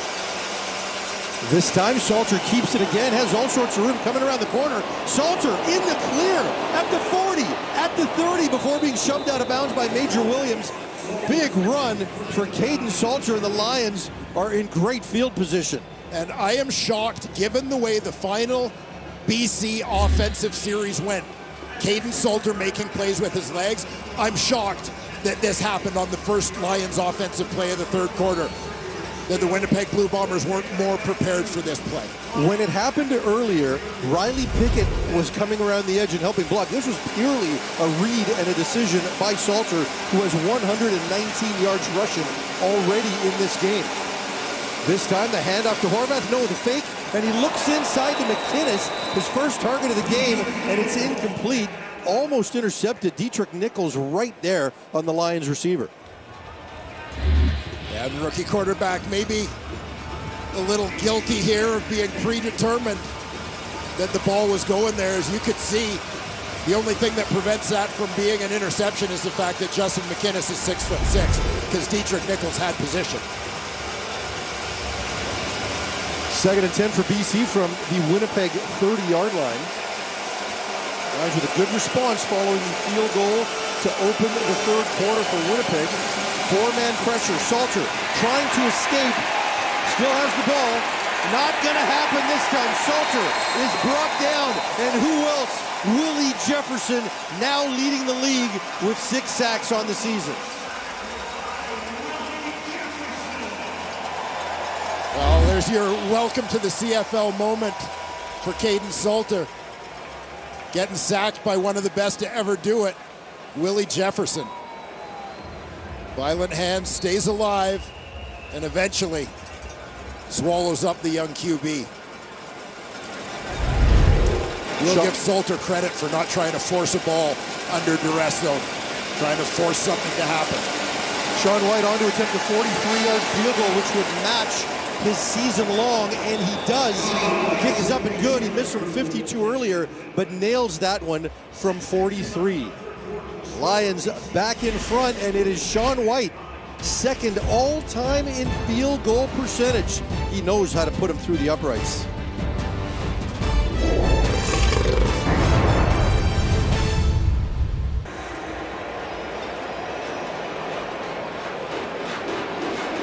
Here's a look at the statue outside the stadium, dedicated to Cal Murphy. And I got to tell you, this was the mid-'80s, and I was a young teenager in high school in BC, I used to hate Cal Murphy. They had just opened BC Place. Don Matthews was the coach for BC. BC Winnipeg was a thing. And then I met him when he was a scout late in his career in Saskatchewan. What a wonderful man. Yeah. I felt bad for hating him as a teenager. But just so accomplished at all levels of the game. Yeah. Fierce competitor, but as you said, a true gentleman. He used to try to get the Lions to have to take delay of game penalties because the fans were too loud. And they wanted the fans penalized. I was not happy at that point in my life, but I've grown since. Can't you tell? Nick Dembski on the speed sweep, pick up a 4, as Tommy Condell tries to find different ways to get the run game going here. Yeah, try and create a little space using other players in the run game, extensions of the run game, to create a little space to allow Brady Oliveira to continue to have that success between the tackles.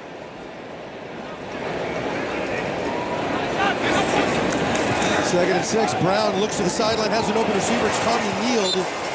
Gets the first down before being pushed out of bounds at the 53. Well, that's Gavin Cobb. It was Cobb.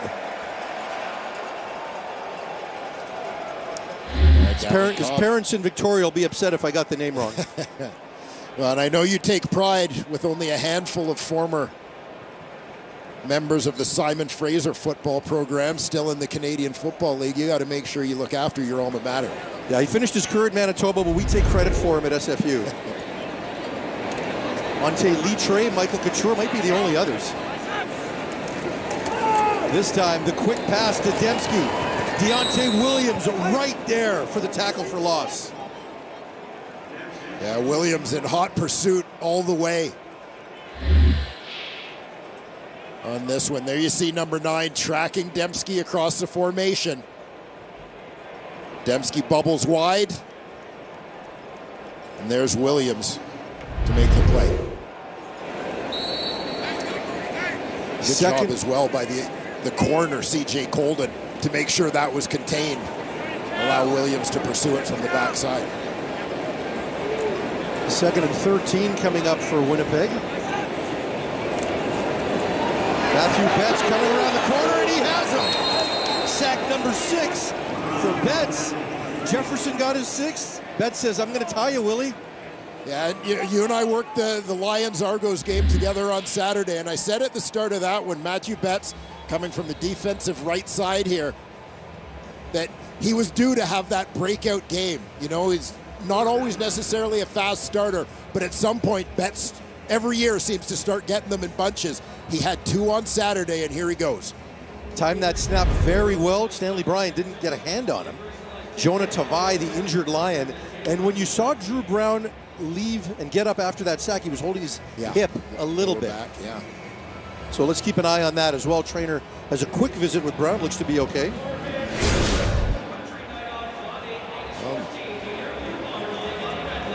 And Matthew Betts, Willie Jefferson, forcing us to update our statistical board. Jake Serezna, over to you. And that is the 50th sack in Matthew Betts' career. He becomes the 9th Canadian to record 50 sacks. Now over 150 career tackles as well. Most valuable defensive player in the league last year. Betts originally the number 3 overall pick in the 2019 CFL draft, selected by Edmonton, spent his first couple of years there.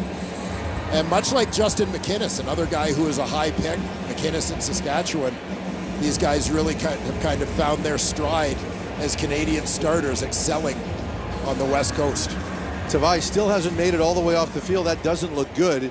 And if you want to know why BC has had so much success defending the run through the early stages of this season, look no further than Jonah Tavai. We'll see if Winnipeg tries to take advantage of that going forward. Not that they need a reason to run the ball tonight. Jamison Sheehan with the punt.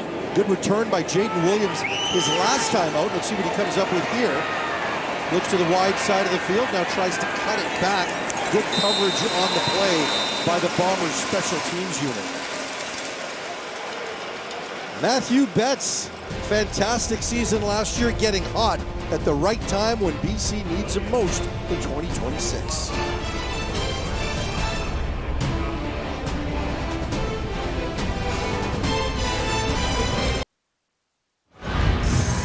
Talked a lot about Brady Oliveira tonight. How about the other running back, Xander Horvath, getting his first start?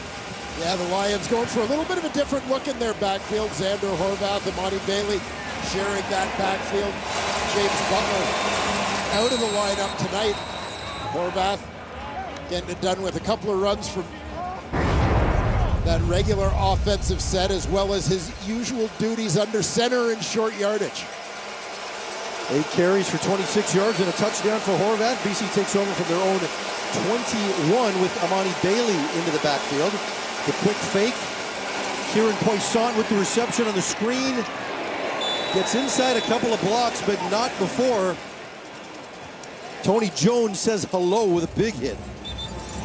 Poisson smiling after that one. And Tony Jones, terrific sideline to sideline linebacker. Here working out to the perimeter.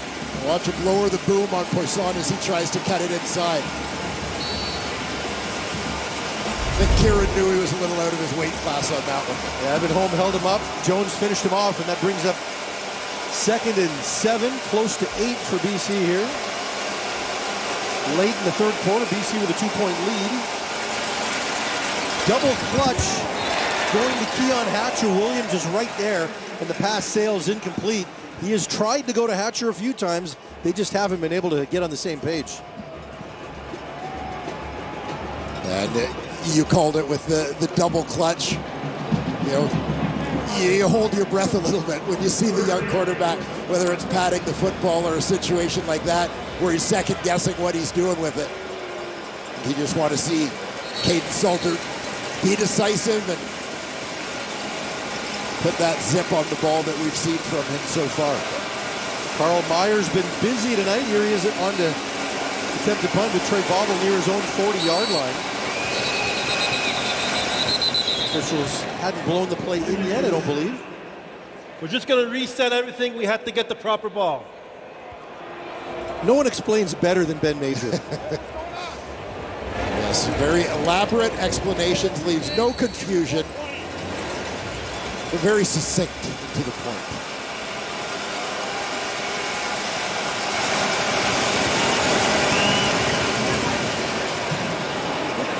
Bobble receives it at his own 39. Makes the first 2 men miss before finally being brought down. That's Riley Pickett with the tackle.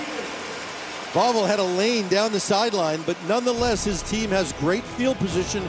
Bombers trail by 2 on a beautiful night in Winnipeg.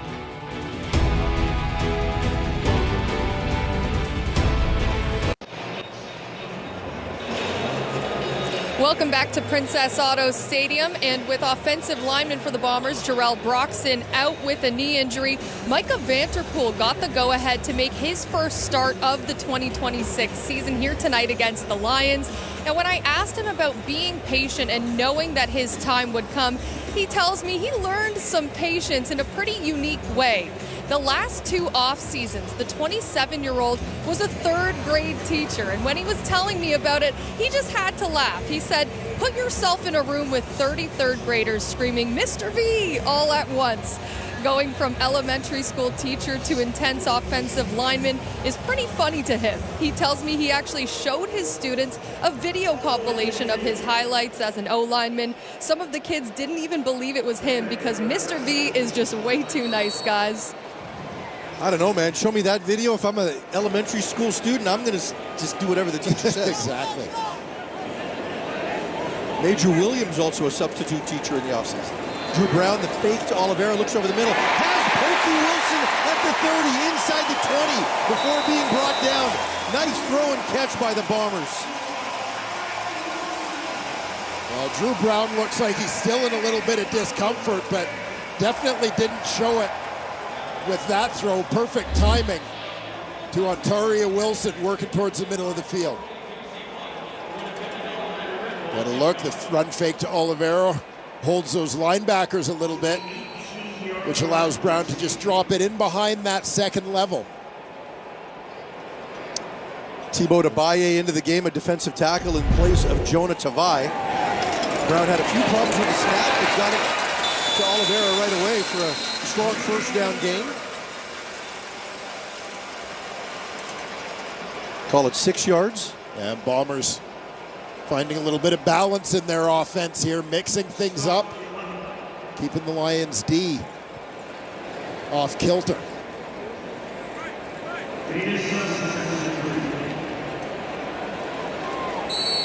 We've seen Winnipeg down here a few times settle for field goals. They've yet to put it in the end zone. Let's see if they can finish this drive.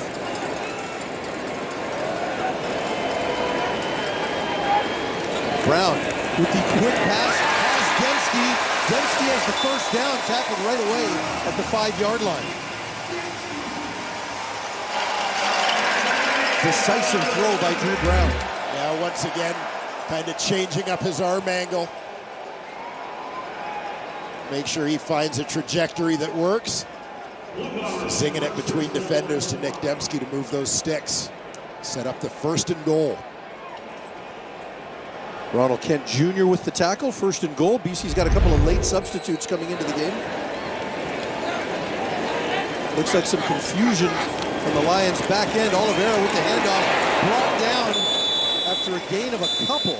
I had the block by Winnipeg 10 coming across to be a good block.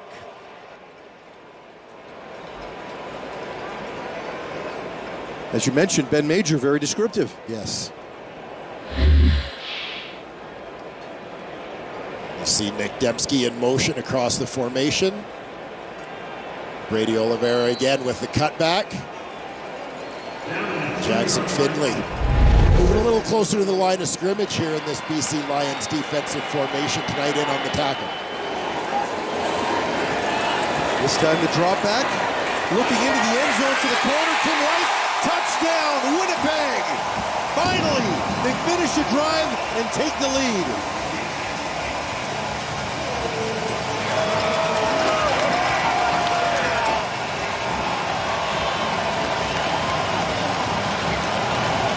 We've seen a lot of Pokey Wilson tonight, but Tim White's turn on that possession.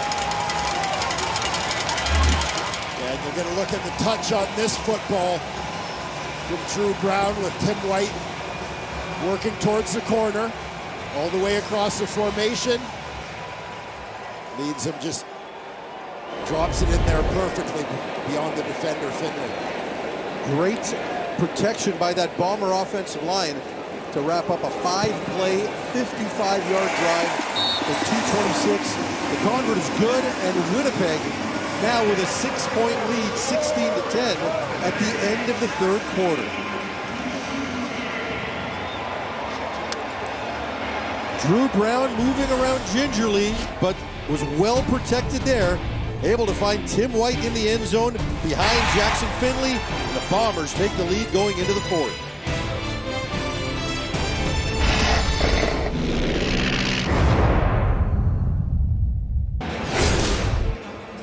BC with just 26 net yards of offense in that 3rd quarter. Winnipeg with 114. But the number that really stands out is that 29 passing yards for the Lions. Dwayne, that's got to change in the 4th quarter. Well, you would imagine that it will. And the thing to me is, oddly enough, yeah, ideally when you're the BC Lions offensively, you want that number to change. If Caden Salter continues to put up yardage on the ground in big chunks, as long as he's protecting the football, moving the football, putting his team in position to score, you don't necessarily need it to change. It's not like they need points in chunks or in a hurry. You're still talking about a one-possession ball game. But, yeah, in fairness, you'd like a little more production from your passing game. Now that you're down 6, and they were down 6 earlier in this game, you'd have to believe they'll try to push the ball a bit. Now, it hasn't been all designed runs for Salter. They have tried to throw, it just hasn't felt right, so he's taken off and gone with it. Most of the time it's been successful. Williams on the return, not much doing there. BC again starts well into their own territory at their 25-yard line. Another long field for Salter to navigate. Yeah, and I mean, this is one of the things, again, complementary football. You mentioned the Lions in their return game, some of their struggles on special teams through the first portion of this season. You'd love it if you could get a little help from your return game in terms of field position, in terms of yardage, to make life a little easier for Caden Salter in the offense. Horvath begins this drive in the backfield. Another off snap. Salter pulls it, dumps it off to Poisson, spins, and should have the first down. And Kieran Poisson is a guy who, to me, given an opportunity to play a little bit more in the early part of this season with injuries, particularly to Javon Catoy in that receiving corps, Stanley Berryhill as well, missing from that group, Aiden Eberhard having moved on in free agency. You see a young guy in Poisson get an opportunity to play, and he just seems to get better every day. Well, and Nathan Rourke absolutely loves Kieran Poisson. You know how much Rourke works, how much extra he throws, and the guy that sticks around to do all that extra work is Kieran Poisson. This time, Salter looking deep. He's got Hatcher, who makes a nice adjustment and makes the catch. Finally, a big completion between Salter and Hatcher down to the 41-yard line of Winnipeg. Well, you felt a little bit like this was a here we go again when that ball was in the air and you could see Hatcher looking over one shoulder. The ball was coming over the other shoulder. But this one, enough air on the ball, enough time for Hatcher to make an adjustment on the fly, flip his head to the outside shoulder, and haul it in beautifully for a big and much needed BC Lions game. BC now in the 41 after that Winnipeg touchdown drive. See how they respond here. This time the handoff to Salter, who's got some room. Salter breaks a tackle before fighting his way close. Sorry, I meant Horvath. We're getting so used to saying Salter's running the ball in this game. Horvath with the carry right there. Comes up just a yard short of the first down. Short yardage unit will come into the game with Horvath likely taking the next snap. Yeah, watch the offensive line open this one up center and left guard. Getting on their men. Horvath just going north-south with it.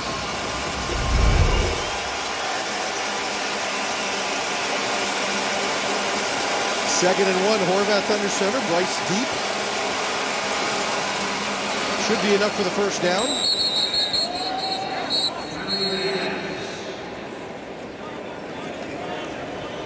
For Chase Bryce right now, it's good work if you can get it. Come out there, hang around behind the running back who takes the snap, does the work. Well, I was going to say, in this formation, I could make a comeback as a short yardage quarterback. Handful of plays a game. But would anybody believe running? it? Well, I can neither throw nor run at this stage of my life. Earlier in the season, they went with that kind of look with Nathan Rourke in the backfield. They snapped it between Horvath's legs, and Rourke was able to throw it. You wonder if they have the trust in Bryce to do that at some point later. This time, Horvath behind Salter, takes the handoff, makes the first man miss, cuts back, fights his way for 3, maybe 4 yards, gets to the 26-yard line. That'll bring up 2nd and 6 for the Lions.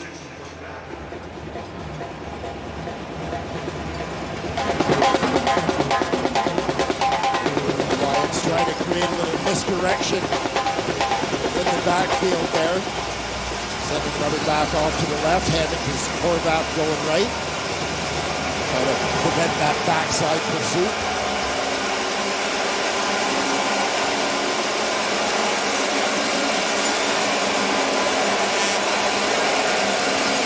Salter drops back to pass, has pressure, tries to get away, but it's not there. Jake Serezna gets into the party. And he gets his 6th of the season. Yeah, Jake Serezna has seen Matthew Betts and Willie Jefferson pull one ahead of him in this game and sets out right here to even the score. Demonstrating his power with the bull rush there. Straight line to the quarterback. Sean White trying to bring the Lions to within 3, 42-yard attempt. He's hit from 43 earlier tonight. The kick is long enough, and it is good. Sean White makes it a 16-13 game. The Lions close the gap. Buck Pierce has yet to beat the Bombers as a head coach. His team is right there with 10.5 minutes to go here in Winnipeg.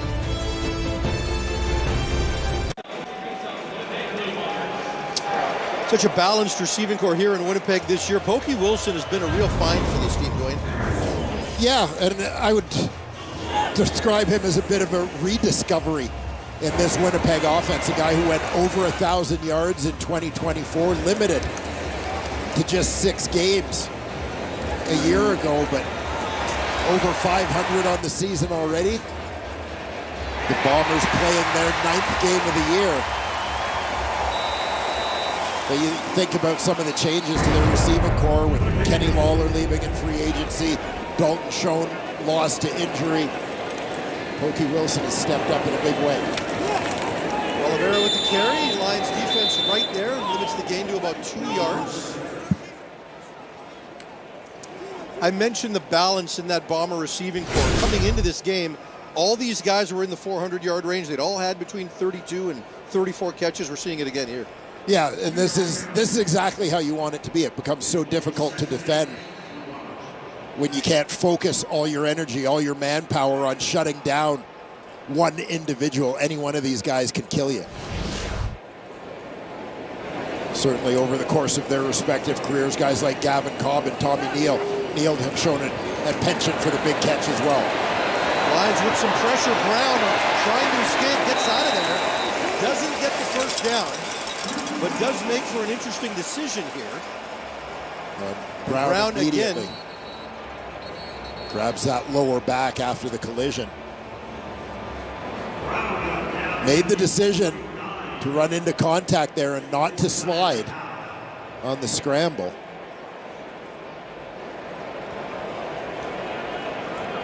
And it's less than a yard, so you've got to think they're going for it here. Bryce Perkins coming into the game. Taylor Elgersma warming up on the side.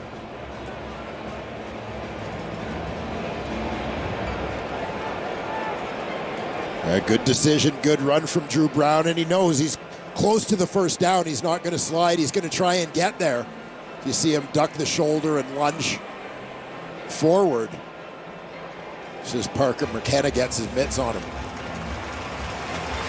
Now, if Elgersma comes into the game, we're essentially going to be playing with 2 third stringers. Yes. Shows you depth is everything at that position in this league.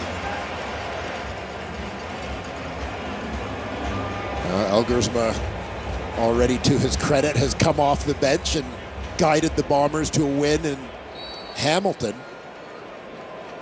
Game in which Zach Collaros was initially injured. Both Collaros and Hamilton's Bo Levi Mitchell going down in that game, setting up the all-Canadian QB matchup. Perkins on 3rd and 1, plunges ahead, should have a first down.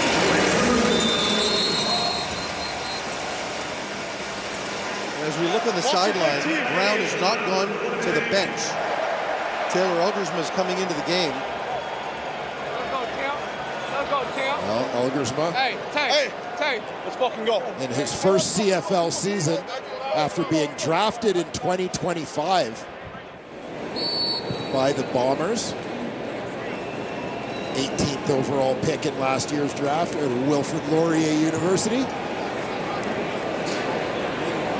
Let's see if they are conservative of him back there with Brady Oliveira, or if they let him do some things. This time he pulls it, rolls, finds Tim White for a completion. Good start for the young man. Gain of 11 and a first down. Well, one of the things you talk about with quarterbacks all the time, sort of thrust into the spotlight, is the stage going to be too big? And doesn't matter where Taylor Elgersma played his college football, I can guarantee you the way this guy is wired, the stage is not going to be too big. He's not going to be intimidated. He possesses a certain swagger that you want to see from a quarterback in a leadership position. This time the give to Oliveira. Gets some room, fights his way for a couple of extra. Call it 6 yards on first down.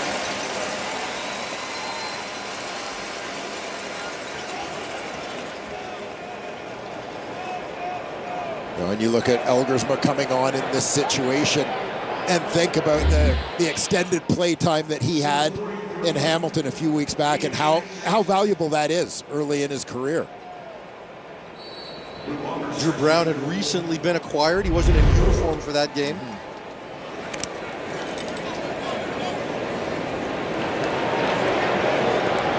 They weren't sure whether or not Elgersma was ready for this stage. Let's see what happens to finish this game off. Looks like Matthew Betts looked like he first had to stop, but Oliveira fought forward for a couple of additional yards. I think they're still going to be 2 yards away. Let's see what they do here. Castillo coming on to attempt a field goal. And this is Mike O'Shea by nature, fairly conservative in these situations. Yes, the fans in Winnipeg, though, apparently still not used to it. For me, I totally get it in this situation. You got a young quarterback on the other side. Don't make mistakes. Try to put him in position to go get a touchdown. Castillo, the kick is up. The kick is good.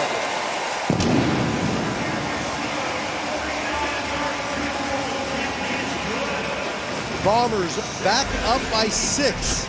6 minutes to go. Castillo, never a doubt.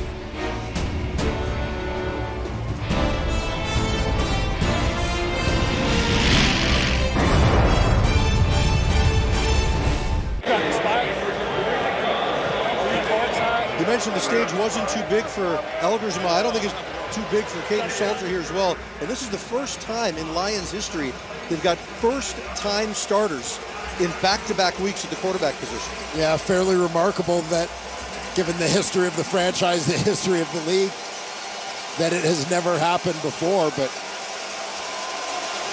injury to Nathan Rourke has necessitated this. Salter tries to step up and slide. He's got some room on the left side, turns the corner, gets the first down at about midfield. Stepped out at the 51, but still good enough for a first down. Yeah, Salter does a nice job here, kind of recognizes that he's got enough room to the outside to make that play. You know, and some people may be looking and thinking, oh, well, the quarterback, he's only looking at one read and then he's taken off with the football. This is a kid straight out of college making his first start. From my perspective, he's making good decisions, not trying to force the ball when he can make a positive play with his legs. Winnipeg shows blitz, the handoff to Horvath. He breaks free, crosses the 40, picks up one block, breaks another tackle inside the 25-yard line. Xander Horvath gets BC deep into Winnipeg territory. Love seeing Xander Horvath get out in the open field, because I think this big-bodied runner, not just in terms of his girth at 230 pounds, but his height as well, not typical of a running back. He's throwing people out of the way. Yeah, Evan Holm won't like that highlight. A 34-yard gain for number 34. BC knocking on the door. Caden Salter has his team in position here. Looks deep, has the receiver. Touchdown, BC. Jermaine Jackson.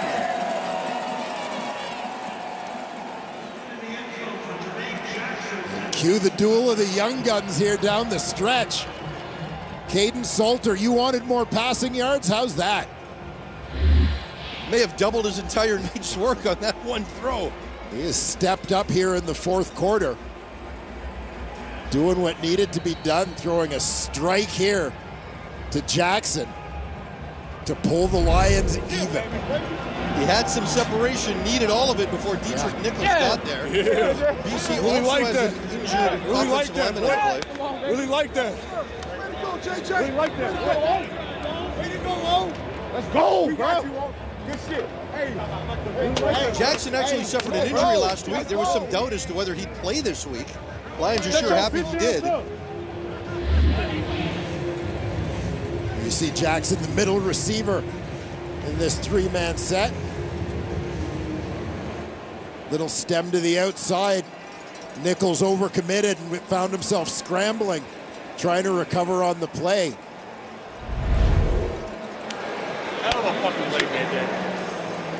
Three-play drive, 70 yards in a minute 24. Jackson cut at the end of the preseason. Brought back because of all the early season receiver injuries for BC. And it's going to be tough to take him out of the lineup next week when Stanley Berryhill is ready to return. Both he and Javon Couture are due back. Yeah, Jackson stepping up, making some big plays.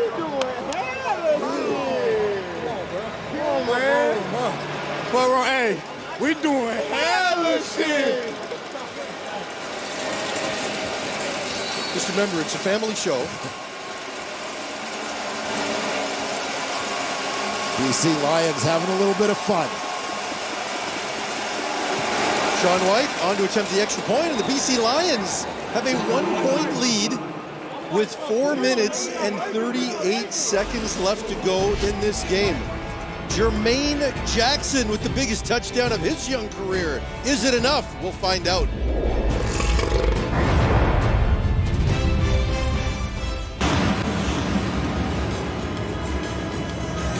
Welcome back as the BC Lions just took the lead by 1 point, and I have a few injury updates on both sides, starting with the Lions. Tyson Russell will be out the remainder of the game. He has an ankle injury. And then Jonah Tavai as well, who left the game earlier. He's out with a calf injury, will not return. Now on the Winnipeg side, obviously we saw Drew Brown go down after running the ball. When he walked off to the sidelines, he was holding the left side of his lower back. He didn't go into the white tent to get checked on. He's been talking to the trainers. He's also thrown 3 or 4 footballs and immediately looked like he was in some discomfort after that. So he's still on the sidelines watching over what's happening, but no update further than that, guys. Thank you very much. Big hit on Trey Vauvel. We'll have to see which Lion made it. Looked like Riley Pickett and Parker McKenna in the area. Taylor Elgersma coming in. When you look at Brown, he hasn't been doing anything with trainers. Deontay Williams lowers the boom there. That is not the first time we've seen that from Deontay Williams. We see Taylor Elgersma back at the helm. Yeah, we went over to you, Caden, and now it's over to you, Taylor, right now. Yeah. Well, we've talked a lot this season in the early portion about the quarterback play, the veteran quarterback's level of experience and associated level of proficiency. But getting some exciting moments from some of the young guys as well, and kind of curious, as I think a lot of fans probably are, to see the next wave of CFL quarterbacks and where they're at. So great opportunity here. We've seen some terrific flashes from first-year man Caden Salter. And now on to fellow rookie Taylor Elgersma. And you've seen Taylor play as much as anybody. And, okay, he's not going to run. He's not going to wow you with his legs. However, in terms of arm talent, yeah, he is a professional quarterback. Yeah, he's for real. This isn't a novelty act. Taylor Elgersma legitimately won the number 2 job here in Winnipeg out of camp.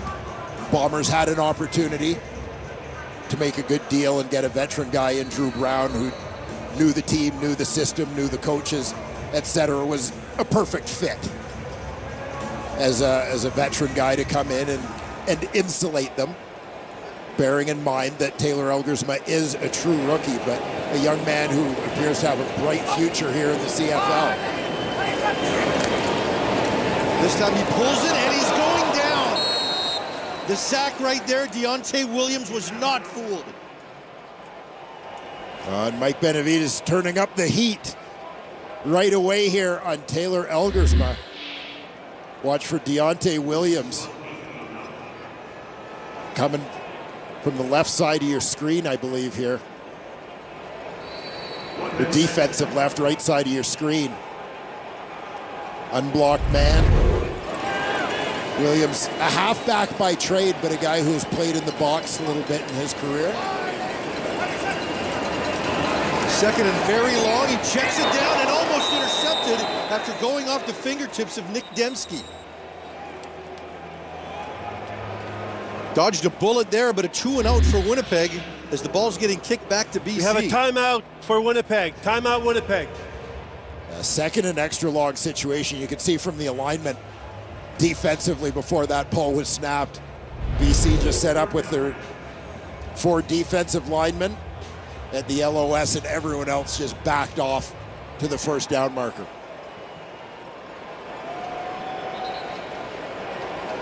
Winnipeg trying to improve on their 1-3 home record this season.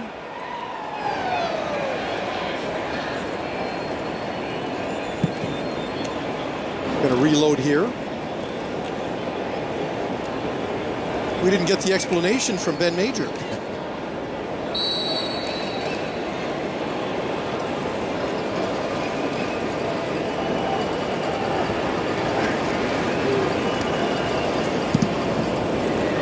Sheehan with the punts. Williams takes it at his own 34. Has a crease before being tackled at about the 45-yard line where BC will take over. And Andrew Woodruff is coming back into the game. We saw him injured on that last BC possession, so good news for the Lions offense here with their starting left tackle available. Yeah, BC Lions offense, and once again had 2 changes to their starting O-line this week due to injury. Could ill afford to lose their starting left tackle, Corey Woodruff. Did I call him Andrew? That's a throwback right there. Flashback, to Montreal Alouettes. Yeah. He was a Victoria guy. I'm always partial to the BC guys. where they reside.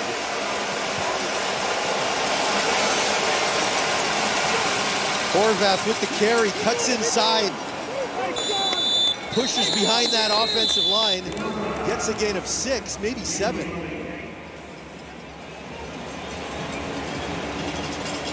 Yeah.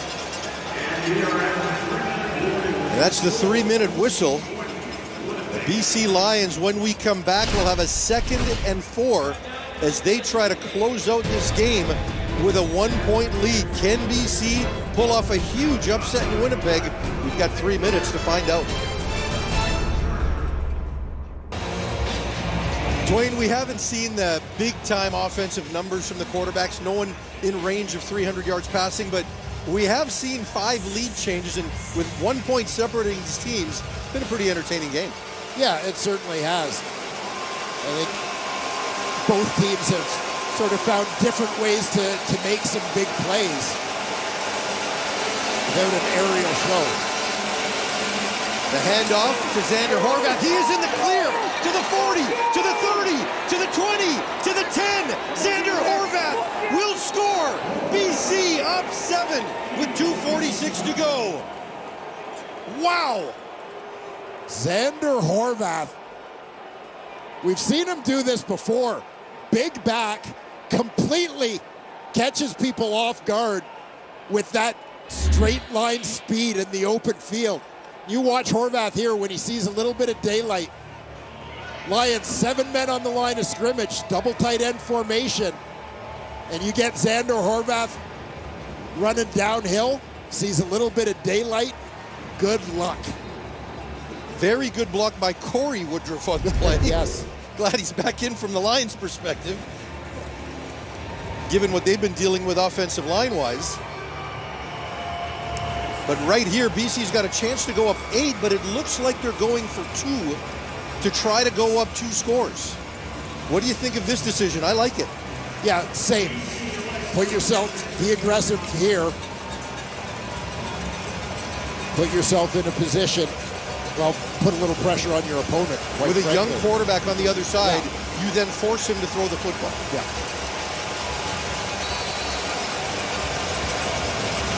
Now, I expected Caden Salter to pull the ball on the last play.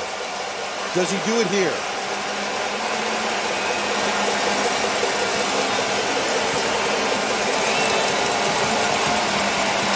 The quick flip, Keon Hatcher, and they make the 2-point convert to Caden Salter. Wow! He didn't need to pull it. You are rewarded for creativity in the Canadian Football League. Love the play call from the BC Lions. BC goes up 2 scores. Let's take a look. Here's Horvath with the flip. And Keon Hatcher, you need the lefty. Need the lefty to make the throw going left, and Hatch is that guy. Once again, a look at the touchdown run. One stutter step, and then he is just a boulder rolling downhill. Touchdown, Xander Horvath, to put the Lions in the lead. Now, on the 2-point convert, I actually thought Hatcher could have just run it in. Yes. But you practice that play so much, you want to throw it, don't you? I think you do. When you're Keon Hatcher, you never know when you're going to have the chance to throw the ball in a game again. Not a touchdown pass, but a 2-point convert. This just feels like a Buck Pierce offense when he had Chris Streveler. And he was comfortable trying to be creative in terms of how to generate offense. Some plays. I'm sure Streveler watching tonight. Certainly a fan favorite here, and I'm surprised at the number of fans that have left, which happened before the 2-point convert. The Bombers look to avoid dropping to 1-4 in this building this season. This time, Vavo runs into the back of a couple of lines, bursts out before Deontay Williams makes the tackle. About the 38-yard line, but good field position for Taylor Elgersma and the Winnipeg offense. And again, with the 2-point convert by the BC Lions, Winnipeg is going to need to get 2 possessions in this final 2:38. BC has lost 3 straight games without Nathan Rourke at quarterback. Well, it's not just about executing the offense here from a Winnipeg point of view for Taylor Elgersma, but time management critical. Elgersma drops back to pass with pressure. The ball comes out. It's fumbled. Let's see who's got it. Looks like Winnipeg may have gotten back on top. Nathan Cherry pulled it out of there. Nathan Cherry seeing a few more snaps on defense with the injury to Jonah Tavai. Looks like Vanterpool with the recovery. Hayden Harris almost had it. Second and very long. This time Elgersma. This time the ball slips out again. Elgersma looking for it. Looks like BC's got it. Will they rule it a forward pass or a fumble? But the Lions currently have possession. Yeah, interpretation here is going to be key. I thought it slipped on the throw. Woodley Apollon with the recovery. We'll get another look at it here. Elgersma. Yeah, he's trying to tuck it back in. Yeah, he tried to pull that one back. They'll automatically review every turnover, so no one needs to challenge this.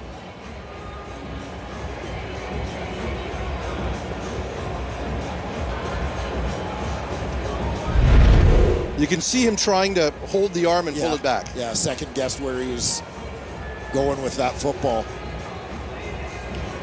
CFL version of the tuck rule right here. The previous play is under automatic review by the replay center.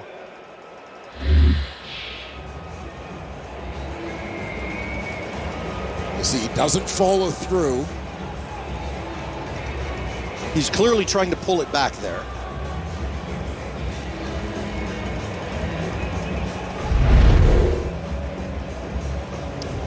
So it's either BC possession with 2:18 to play, or it would be 3rd and 15 for Winnipeg.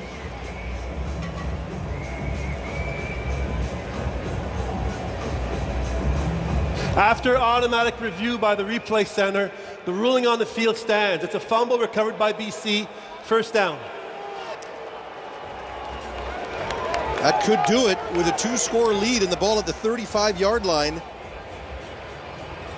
BC takes possession, up 28-19. And now the Lions turn to try and slow things down, grind it out a little bit. They've found their own success running the football here in the second half. Xander Horvath with a couple of biggies for them. But it'll be probably the two-headed monster of Horvath, and then the threat of Salter pulling the football will probably be the dynamics down the stretch here. Horvath trying to turn the corner. He does. Inside the 20. Cuts back. Xander Horvath will score again. A 35-yard touchdown run for Xander Horvath. He's up to 176 rushing yards tonight, and the Lions extend their lead. And I think you had a Winnipeg team that was very focused on trying to get Horvath out of bounds rather than just making a play on the ball carrier. Michael Griffin, by the way, the first man in pursuit, looked like he may have tweaked a knee there. He was the first guy that had a shot and just got injured as he reached for the ball carrier. And then Kelly gets beat on the cutback. But who would have thought this? 34-19 with the convert pending. Well, and much said about the change at quarterback for BC, but also a change at running back this week, seeing a bigger role for Xander Horvath, and look at how he's delivered. James Butler out with a foot injury, so that elevated Horvath into the starter's role. Imani Bailey coming in and offered a bit of a change-up at the tailback position. And the Lions next week will be getting healthy. Nathan Rourke, in all indications are he'll play next week. Jovan Catoy should be back. Stanley Berryhill should be available. And the defense right now is playing lights out. Sean White, the kick is good, and BC up 16 points with 2:09 to go. Let's talk about the job that this young man, Caden Salter, rookie, straight out of college, making his first career professional start.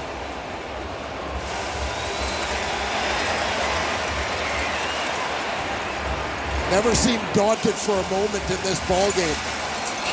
I think he's made terrific decisions, has protected the football, made a couple of terrific throws, had some outstanding runs to keep drives going. And oh yeah, caught a two-point convert along the way as well. But a terrific first start of his CFL career for Caden Salter. Horvath's 176 yards puts him 3 yards away from Justin Rankin's 179 for the biggest rush game of the season.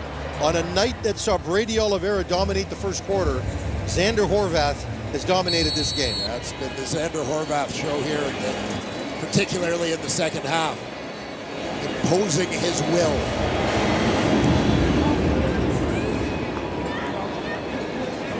Vauvel takes it at his own 15-yard line, gets to the 30, across the 35, before being forced out of bounds at the 44-yard line. 2:02 left for the Bombers as they're down 2 scores still. Still a 16-point game. I don't know what time to hit it. I was on the sideline, there was no one there. 2 touchdowns, 2 two-point converts required at this point. Obviously the need for some aggressiveness offensively for the Winnipeg Blue Bombers.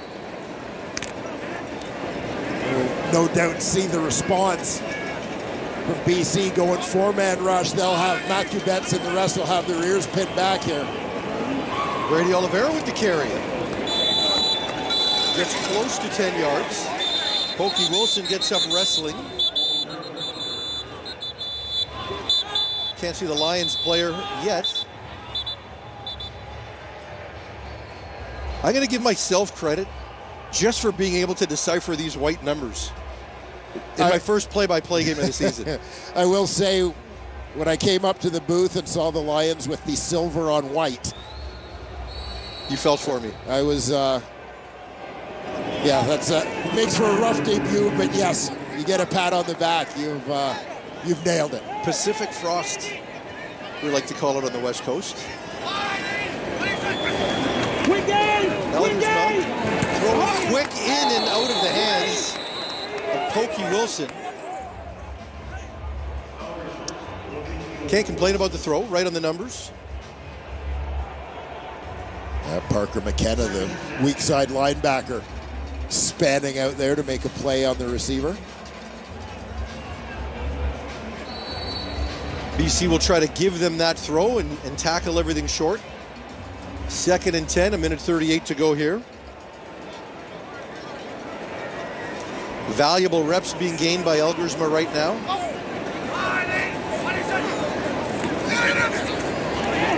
Eldersma steps up into the pocket.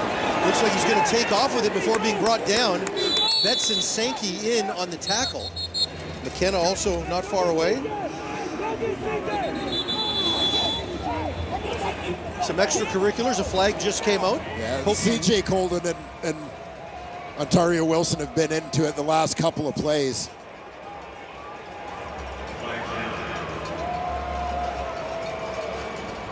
Colden that time pulling Wilson's helmet off and throwing it away. It's going to earn him a flag.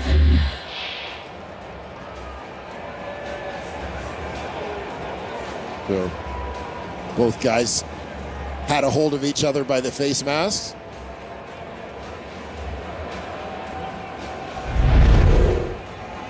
All of us together, right? I'm good, Coach. Hey, yeah.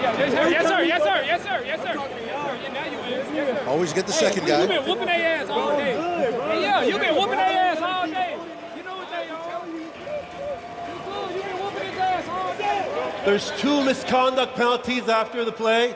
BC number 3, Winnipeg number 80. It's going to be 3rd down for Winnipeg. Hey, we'll be ready. No harm done there.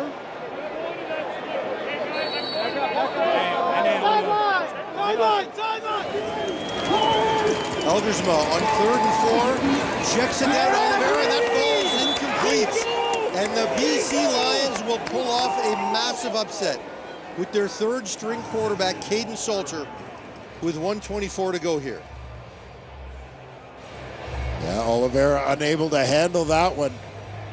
And the Lions taking next man up to a whole new level here tonight.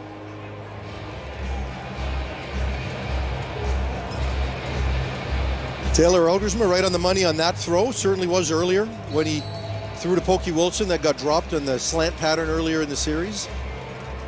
But a tough ask. Down 2 scores.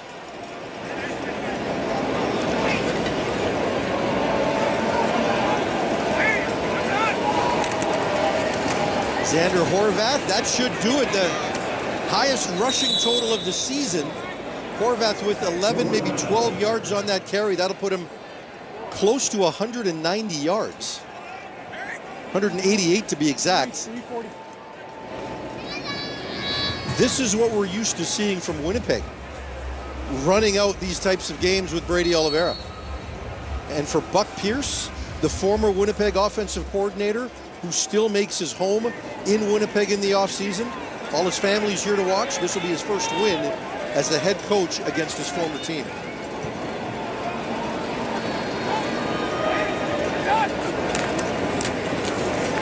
Horvath again. Gets 2 yards, maybe 3.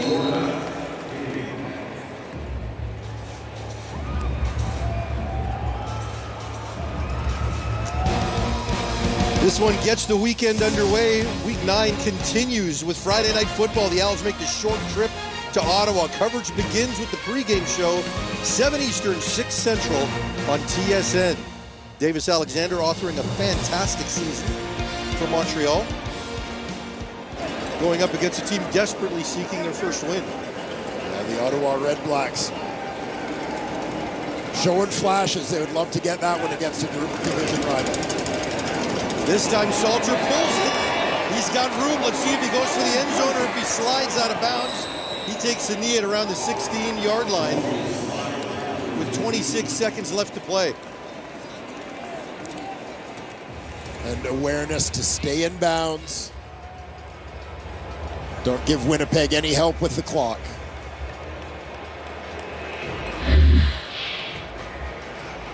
Yeah, it's been a lot of Xander Horvath doing the damage here in the second half. And Salter had a number of great runs earlier in the ball game. It kind of lulled them to sleep. They had forgotten about him a little bit. The Lions with 377 rushing yards in this game. 377. If you're Winnipeg and you gave up 52 points last game at home, and now this kind of rushing total at home, Mike O'Shea won't be happy. Yeah, a little bit of frustration there for the former middle linebacker. And it's a final. Caden Salter and the BC Lions defeat the Winnipeg Blue Bombers 35-19. They snap a two-game losing streak without Nathan Rourke. Rourke is expected to be back next week. And the Lions, if they would have lost tonight and fallen to 1-6, the climb back would have been astronomical. Yeah, a rather massive win, both in fashion and in significance for the BC Lions here. Two teams that we could say needed it. The Lions on the road are the ones that come up with the big win on the strength of a terrific performance from rookie quarterback Caden Salter and running back Xander Horvath. Winnipeg follows this game with a bye. They will have a lot to think about between now and then. Two injured quarterbacks now. The BC Lions will get healthy next week. They're going to play Hamilton on Saturday night at BC Place with a lot of momentum and buzz following this improbable victory. Sports Center is next with Jen Hedger and Matt Scooby.